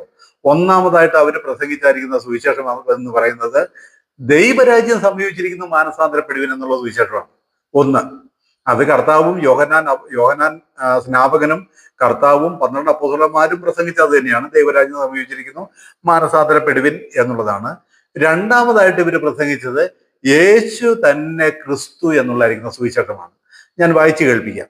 നിങ്ങളൊന്ന് എല്ലാവരും കൂടെ ഒന്ന് എടുക്കണേ. നിങ്ങൾ ശ്രദ്ധിക്കണം, എന്നാലേ നിങ്ങൾക്ക് അത് മനസ്സിലാവുള്ളൂ. എന്നാൽ ഈ രണ്ട് സുവിശേഷം രണ്ടാണെന്ന് നിങ്ങൾക്ക് മനസ്സിലാക്കാൻ പറ്റുകയുള്ളൂ. അപ്പോസ്തല പ്രവൃത്തി 5-ാം അധ്യായത്തിന്റെ 42-ാമത്തെ വാക്യം. അപ്പോസ്തല പ്രവൃത്തി 5-ാം അധ്യായം അതിന്റെ 42-ാമത്തെ വാക്യം ഞാൻ തന്നെ വായിക്കാം, നിങ്ങൾക്ക് എല്ലാവർക്കും കേൾക്കാമല്ലോ. അപ്പോസ്തല പ്രവൃത്തി അതിന്റെ 5-ാം അധ്യായം 42-ാമത്തെ വാക്യം എന്തെന്നാ വായിക്കുന്ന? പിന്നെ അവർ ദിനം പ്രതി ദൈവാലയത്തിലും വീടുതോറും വിടാതെ ഉപദേശിക്കുകയും യേശുവിനെ ക്രിസ്തു എന്ന് സുവിശേഷിക്കുകയും ചെയ്തു. ആര്? 12 അപ്പോസ്തലന്മാരും 12 അപ്പോസ്തലന്മാരുടെ കൂടെ ഉള്ളവരും എന്ത് സുവിശേഷിച്ചു എന്നാ പറയുന്നത്? കുരിശിലെ യാഗമരണം സുവിശേഷിച്ചു എന്നോ? നിങ്ങൾക്ക് കാണിച്ചു തരാൻ പറ്റും അവരെന്ത് സുവിശേഷിച്ചു? വീട് തോറും, തെരുവിലും, തെരുക്കോണിലും, പട്ടണങ്ങളിലും അവര് പോയി എന്ത് പ്രസംഗിച്ചു എന്നാ? ഒന്നും കൂടെ ശ്രദ്ധിക്കുക. പിന്നെ അവർ ദിനം പ്രതി ദൈവാലയത്തിലും വീട് തോറും വിടാതെ ഉപദേശിക്കുകയും യേശുവിനെ ക്രിസ്തു എന്ന് സുവിശേഷിക്കുകയും ചെയ്തുകൊണ്ടിരുന്നു. യേശുവിനെ ക്രിസ്തു എന്ന് സുവിശേഷിക്കുക, അത് ചെയ്താൽ മതി അവർക്ക്. യേശു അവരുടെ ക്രിസ്തുവാണ്, അവര് കാത്തിരുന്ന മശിഹയാണ്, അവരുടെ രാജാവാണെന്ന് വിശ്വസിച്ചാൽ മതി അവർക്ക്. എന്റെ പ്രിയമുള്ളവരെ, നമുക്ക് യേശു ക്രിസ്തുവാണെന്ന് വിശ്വസിച്ച് രക്ഷപ്പെടാൻ പറ്റുമോ? നിങ്ങൾ ചിന്തിച്ചു നോക്കിക്കേ. അങ്ങനെയാണെങ്കിൽ യേശു ക്രിസ്തു ആണെന്ന് വിശ്വസിച്ചാൽ രക്ഷപ്പെടാൻ പറ്റുമെങ്കിൽ ഞാൻ ഇന്ന് നിങ്ങളോട് ചോദിക്കട്ടെ, ഇന്ന് കോടിക്കണക്കായിരിക്കുന്ന പട്ടത്ത സഭകളിലെ എല്ലാ വ്യക്തികളും സ്വർഗത്തിൽ പോകില്ലേ? അവരൊക്കെ എന്താ വിശ്വസിക്കുന്നത്? യേശു ക്രിസ്തു എന്നാ വിശ്വസിക്കുന്നത്. യേശു മശിഹ എന്ന് അവർക്കറിയാം. യേശുവാണ് ക്രിസ്തു, അഭിഷിക്തൻ. അതൊക്കെ അവർക്കറിയാവുന്നേ. അത് വിശ്വസിച്ചാൽ മതിയെങ്കിൽ ഏത് പട്ടത്ത സഭകളിലെ ക്രിസ്ത്യാനി എന്ന് നാമകരണമുള്ളായിരിക്കുന്ന ഒരൊറ്റ മനുഷ്യൻ പോലും നരകത്തിൽ പോവുകയില്ല. എന്റെ പ്രിയമുള്ളവരെ, അതുകൊണ്ട് ജാതികളായിരിക്കുന്ന നമുക്ക് രക്ഷയില്ല. ഈ 12 അപ്പോസ്തലന്മാര് പ്രസംഗിക്കുന്ന സുവിശേഷം കൊണ്ട് നമുക്ക് ആർക്കും രക്ഷയില്ല. അത് യഹൂദന്മാർക്കുള്ള സുവിശേഷമാണ്, അത് രാജ്യത്തിന്റെ സുവിശേഷമാണ്. അവർക്ക് യേശു ക്രിസ്തു എന്ന് വിശ്വസിച്ചാൽ മാത്രം മതി. അത് നിങ്ങൾ മനസ്സിലാക്കണം. നിങ്ങൾ ഒരു വാക്യം കൂടെ നോക്കി, അപ്പോസ്തല പ്രവൃത്തി 8-ാം അധ്യായം അതിന്റെ 12-ാം വാക്യം. അപ്പോസ്തല പ്രവൃത്തി 8-ാം അധ്യായം അതിന്റെ 12-ാം വാക്യം. അവരുടെ പ്രസംഗം എന്തായിരുന്നു എന്ന് നമുക്ക് അവിടെ കാണാനായിട്ട് പറ്റും. ഏതാ? യെരുശലേമിലെ സഭയിലെ 12 അപ്പോസ്തലന്മാരും അവരുടെ കൂടെയുള്ള ശിഷ്യന്മാരുടെ പ്രസംഗം എന്തായിരുന്നു? എന്നാൽ ദൈവരാജ്യത്തെയും യേശു ക്രിസ്തുവിന്റെ നാമത്തെയും കുറിച്ചുള്ള സുവിശേഷം. എന്തെന്നാ വായിക്കുന്നത്? എന്നാൽ ദൈവരാജ്യത്തെയും, അവരുടെ സുവിശേഷം എന്താ? ഒന്ന് ദൈവരാജ്യത്തെയും പിന്നെ രണ്ടാമത്തത് യേശു ക്രിസ്തുവിന്റെ നാമത്തെയും കുറിച്ചുള്ള സുവിശേഷം അറിയിക്കുന്ന ഫിലിപ്പോസിനെ അവർ വിശ്വസിച്ചപ്പോൾ പുരുഷന്മാരും സ്ത്രീകളും സ്നാനമേറ്റു. ഏതാ? ഇവിടെ ഈ പറയുന്നതായിരിക്കുന്ന ഫിലിപ്പോസ് ചെന്ന് സുവിശേഷം പറയുന്നതായിരിക്കുന്ന ആ പട്ടണത്തിലെ, അതായത് ശമരിയയിലുള്ളായിരിക്കുന്ന അവിടെ ചെന്നിട്ട് ഫിലിപ്പോസ് എന്ത് സുവിശേഷം പറഞ്ഞു എന്നാ പറഞ്ഞെന്നറിയാമോ? ദൈവരാജ്യവും പ്രസംഗിച്ചു. ദൈവരാജ്യം എന്ന് പറഞ്ഞാൽ എന്താന്ന് നിങ്ങൾക്ക് അറിയാമല്ലോ. ദൈവം യഹൂദന് വാഗ്ദത്തം ചെയ്ത 1000 ആണ്ട് രാജ്യത്തിലേക്ക് അവർ പ്രവേശിക്കാൻ പോകുന്നു എന്നുള്ളതാണ് ദൈവരാജ്യം. പിന്നെ എന്താ കൂടെ പറയുന്നത്? യേശുവിന്റെ നാമവും പ്രസംഗിച്ചു. കണ്ട, അവിടെ വായിച്ചത് അങ്ങനെ തന്നെയല്ലേ? എന്നാൽ ദൈവരാജ്യത്തെയും യേശു ക്രിസ്തുവിന്റെ നാമത്തെയും കുറിച്ചുള്ള സുവിശേഷം. ഇത് ക്രിസ്തു നമ്മുടെ പാവങ്ങൾക്ക് വേണ്ടി തിരുവെഴുത്തുകളിൻ പ്രകാരം മരിച്ചു, അടക്കപ്പെട്ട് തിരുവെഴുത്തുകളിൻ പ്രകാരം 3-ാം ദിവസം ഉയർത്തെഴുന്നേറ്റിനുള്ള സുവിശേഷമാണ് അവർ പ്രസംഗിച്ചത്. അവർക്കത് അറിയോ? കുരിശിൽ എന്താ നടന്നതെന്ന് അവർക്ക് അറിയില്ലെന്നേ. അത് നമ്മൾ മനസ്സിലാക്കണം. ഫിലിപ്പോസിനെ അവർ വിശ്വസിച്ചപ്പോൾ ഇത് പ്രസംഗിച്ച ഫിലിപ്പോസ് എന്നാണ് നമ്മൾ അവിടെ വായിക്കുന്നത് എന്ന് കാണാനായിട്ട് പറ്റും. 8-ാം അധ്യായം ഞാനിപ്പോൾ പറഞ്ഞായിരിക്കുന്ന അതേ കാര്യത്തിലേക്ക് വരെ 8-ാം അധ്യായം ഞാൻ 35 മുതലുള്ളായിരിക്കുന്ന വാക്യങ്ങളിൽ ഫിലിപ്പോസ് ഈ ഷണ്ണനോട് പറഞ്ഞായിരിക്കുന്ന സുവിശേഷവും ഇതേമാതിരി യേശു തന്നെ ക്രിസ്തു എന്നുള്ളതായിരിക്കുന്ന കാര്യമാണ്. ഞാനതിപ്പോ പറഞ്ഞു പോയതുകൊണ്ട് ഞാൻ അത് വായിക്കുന്നില്ല. എന്താണ് അങ്ങനെ വഴി പോകുകയിൽ വെള്ളമുള്ള ഒരു സ്ഥലത്തെത്തിയപ്പോൾ ഷണ്ണൻ, ഇതാ വെള്ളം, ഞാൻ സ്നാനം ഏൽക്കുന്നതിന് എന്ത് വിരോധം എന്ന് പറഞ്ഞു. അതിന് ഫിലിപ്പോസ്, നീ പൂർണ്ണ ഹൃദയത്തോടെ വിശ്വസിക്കുന്നു എങ്കിൽ ആകാം എന്ന് പറഞ്ഞു. എന്ത് വിശ്വസിക്കുന്നെങ്കിൽ ആകാമെന്ന്? ക്രൂശ് മരണം എന്റെ പാപത്തിന്റെ പരിഹാരത്തിനാണെന്ന് വിശ്വസിക്കുന്നുവെങ്കിൽ ആകാമെന്നാണോ? എന്റെ പൊന്നെ, അവർക്കത് അറിയില്ല പറഞ്ഞു കൊടുക്കാൻ. എന്നിട്ട് വേണ്ട ഇത് കേൾക്കാൻ, എന്നിട്ട് വേണ്ട കേട്ടിട്ട് ഇത് ഷണ്ണൻ വിശ്വസിക്കാൻ. അതൊന്നും അല്ല ഫിലിപ്പോസ് പറഞ്ഞത്. ഫിലിപ്പോസ് എന്ത് പറഞ്ഞാൽ പൂർണ്ണ ഹൃദയത്തോടെ വിശ്വസിക്കുന്നുവെങ്കിൽ ആകാമെന്ന് പറഞ്ഞത് കർത്താവായി യേശു ക്രിസ്തു ആണ് ലോകം കാത്തിരുന്ന, അല്ലെങ്കിൽ യഹൂദന്മാർ കാത്തിരുന്ന മശിഹ ക്രിസ്തു എന്ന് നീ വിശ്വസിക്കുന്നെങ്കിൽ ആകാമെന്നുള്ള സുവിശേഷ പറഞ്ഞത്. അതാണ് ഈ ഷണ്ണൻ വിശ്വസിച്ചത്. നോക്കിയാൽ ഷണ്ണൻ പറയുന്ന മറുപടി കേട്ടാൽ അറിയാം. യേശു ക്രിസ്തു ദൈവപുത്രൻ എന്ന് ഞാൻ വിശ്വസിക്കുന്നു. യേശു ക്രിസ്തു 37-ാം വാക്യമാണ്. അതായത് 8-ാം അധ്യായം അപ്പോസ്തലപ്രവൃത്തി 8-ാം അധ്യായം 37-ാം വാക്യം. യേശു ക്രിസ്തു ദൈവപുത്രൻ എന്ന് ഞാൻ വിശ്വസിക്കുന്നു എന്നവൻ ഉത്തരം പറഞ്ഞു. ഇതും പൗലോസ് പറഞ്ഞ സുവിശേഷം തമ്മിൽ എന്തെങ്കിലും ബന്ധമുണ്ടോ? നിങ്ങൾ തീരുമാനിക്കുക. എന്തെങ്കിലും ബന്ധമുണ്ടോ? ഇല്ലല്ലോ, യാതൊരു ബന്ധവുമില്ല. ഇതുകൊണ്ടാണ് പൗലോസിന് തൻ്റെ സുവിശേഷത്തിനെതിരെ ആരെങ്കിലും പറഞ്ഞാൽ ഇത്രത്തോളം വിഷമം. ശപിക്കപ്പെട്ടവൻ. അത് പറയുന്നവൻ വേറൊരു സുവിശേഷമാണ് പറയുന്നത്. അത് പ്രചരിപ്പിക്കുന്നവൻ വേറൊരു യേശുവിനെയാണ് പ്രചരിപ്പിക്കുന്നത്. ഏത്? മറ്റ് 12 അപ്പോസ്തലന്മാരുടെ സുവിശേഷം പ്രചരിപ്പിക്കുന്നതിനെ കുറിച്ചാണ് ഈ പറയുന്നത്. അത് വേറൊരു യേശു, അത് വേറൊരു സുവിശേഷം. അങ്ങനെ പറയുന്നവൻ ആരായാലും ശപിക്കപ്പെട്ടവൻ, അവൻ ശിക്ഷാവിധി ചുമക്കും എന്നൊക്കെ പൗലോസ് പറയുന്നതായിരിക്കുന്ന കാര്യം എന്താണെന്ന് മനസ്സിലായോ? പൗലോസിന് വെളിപ്പെട്ട ഈ കൃപയുടെ സുവിശേഷം അത് കാൽവരി കുരിശിൽ നമുക്ക് വേണ്ടി യാഗമായി തീർന്ന യേശു ക്രിസ്തുവിന്റെ യാഗമരണത്തിൽ ഒരു പാപിയായ വ്യക്തിപരമായി വിശ്വസിക്കുന്നതിലൂടെ നിത്യജീവൻ പ്രാപിക്കുന്ന സുവിശേഷമാണ്. അത് പൗലോസിനാണ് ലോകത്തിൽ ആദ്യമായി വെളിപ്പെട്ടത് എന്നുള്ളത് നിങ്ങൾ മനസ്സിലാക്കുക. ഞാൻ ഗലാത്യ ലേഖനത്തിലെ, എൻ്റെ സമയം കഴിഞ്ഞു, അതുകൊണ്ട് ഞാൻ ആ ഗലാത്യ ലേഖനത്തിലെ ആ ഭാഗങ്ങൾ ഒന്ന് ഓടിച്ച് വായിച്ച് ഞാനത് അവിടെ പൂർത്തിയാക്കാനായിട്ട് ആഗ്രഹിക്കുന്നു. ഗലാത്യ ലേഖനത്തിലേക്ക് വരാം, പെട്ടെന്ന് വരാം. ഗലാത്യ ലേഖനം അതിന്റെ 1-ാം അധ്യായത്തിൽ ഇനി അവിടെ വായിക്കുന്ന കാര്യങ്ങൾ ഞാൻ വായിച്ചു പോയാൽ തന്നെ നിങ്ങൾക്ക് മനസ്സിലാക്കാനേ ഉള്ളതേ ഉള്ളൂ. ഞാൻ ഇത്രയും പറഞ്ഞപ്പോൾ നിങ്ങൾക്ക് മനസ്സിലായി കാണും. ഇനി നിങ്ങൾ ഒന്നുകൂടെ എൻ്റെ കൂടെ ആ വേദഭാഗത്തിലേക്ക് വരിക. ഓക്കെ, 11 മുതലുള്ള വാക്യം ഞാൻ പറഞ്ഞ ഇത്രയും കാര്യങ്ങളുടെ അടിസ്ഥാനത്തിൽ ഒന്ന് ചിന്തിക്കാനായിട്ട് പോവുകയാണ്. സഹോദരന്മാരെ, ഞാൻ അറിയിച്ച സുവിശേഷം മാനുഷ്യമല്ല എന്ന് നിങ്ങളെ ഓർപ്പിക്കുന്നു. അത് ഞാൻ മനുഷ്യരോട് പ്രാപിച്ചിട്ടില്ല, പഠിച്ചിട്ടുമില്ല. യേശു ക്രിസ്തുവിന്റെ വെളിപ്പാടിനല്ല അത്ര പ്രാപിച്ചത്. യഹൂദ മതത്തിലെ എൻ്റെ മുമ്പിലത്തെ നടപ്പ് നിങ്ങൾ കേട്ടിട്ടുണ്ടല്ലോ. ഞാൻ ദൈവത്തിന്റെ സഭയെ അത്യന്തം ഉപദ്രവിച്ച് മുടിക്കുകയും എൻ്റെ പിതൃപാരമ്പര്യത്തെക്കുറിച്ച് അത്യന്തം എരിവേറി എൻ്റെ സ്വജനത്തിൽ സമപ്രായക്കാരായ പലരെക്കാളും യഹൂദ മതത്തിൽ അധികം മുദ്രിക്കുകയും ചെയ്തു പോന്നു. ആർക്കും സംശയമില്ലല്ലോ ഈ കാര്യത്തില്. പൗലോസിനെ പോലെ ന്യായപ്രമാണം ഇത്രമാത്രം അഗാധമായി ആഴമായി പഠിച്ച ഒരു വ്യക്തി അന്ന് പൗലോസിന്റെ സമപ്രായക്കാരായി യഹൂദന്മാരുടെ ഇടയിലില്ല. ഗമാലിയലിന്റെ കാൽപാദത്തിലിരുന്ന് അത്രമാത്രം ന്യായപ്രമാണത്തെ പഠിച്ച വ്യക്തിയാണ് പൗലോസ് എന്ന് കാണാനായിട്ട് പറ്റും. അതാണ് പറഞ്ഞത്, എൻ്റെ സമപ്രായക്കാരായ പലരെക്കാളും ഞാൻ എൻ്റെ മതത്തെക്കുറിച്ച് എരിവുള്ളവനായിരുന്നു, ഞാൻ അതിൽ മുതിർന്നു വന്നവനായിരുന്നു. എന്നിട്ട് പൗലോസ് പറയാണ്, എങ്കിലും എൻ്റെ ജനനം മുതൽ എന്നെ വേർതിരിച്ച് തന്റെ കൃപയാൽ വിളിച്ചിരിക്കുന്ന ദൈവം തൻ്റെ പുത്രനെ കുറിച്ചുള്ള സുവിശേഷം ഞാൻ ജാതികളുടെ ഇടയിൽ അറിയിക്കേണ്ടതിന് അവനെ എന്നിൽ വെളിപ്പെടുത്തുവാൻ പ്രസാദിച്ചപ്പോൾ.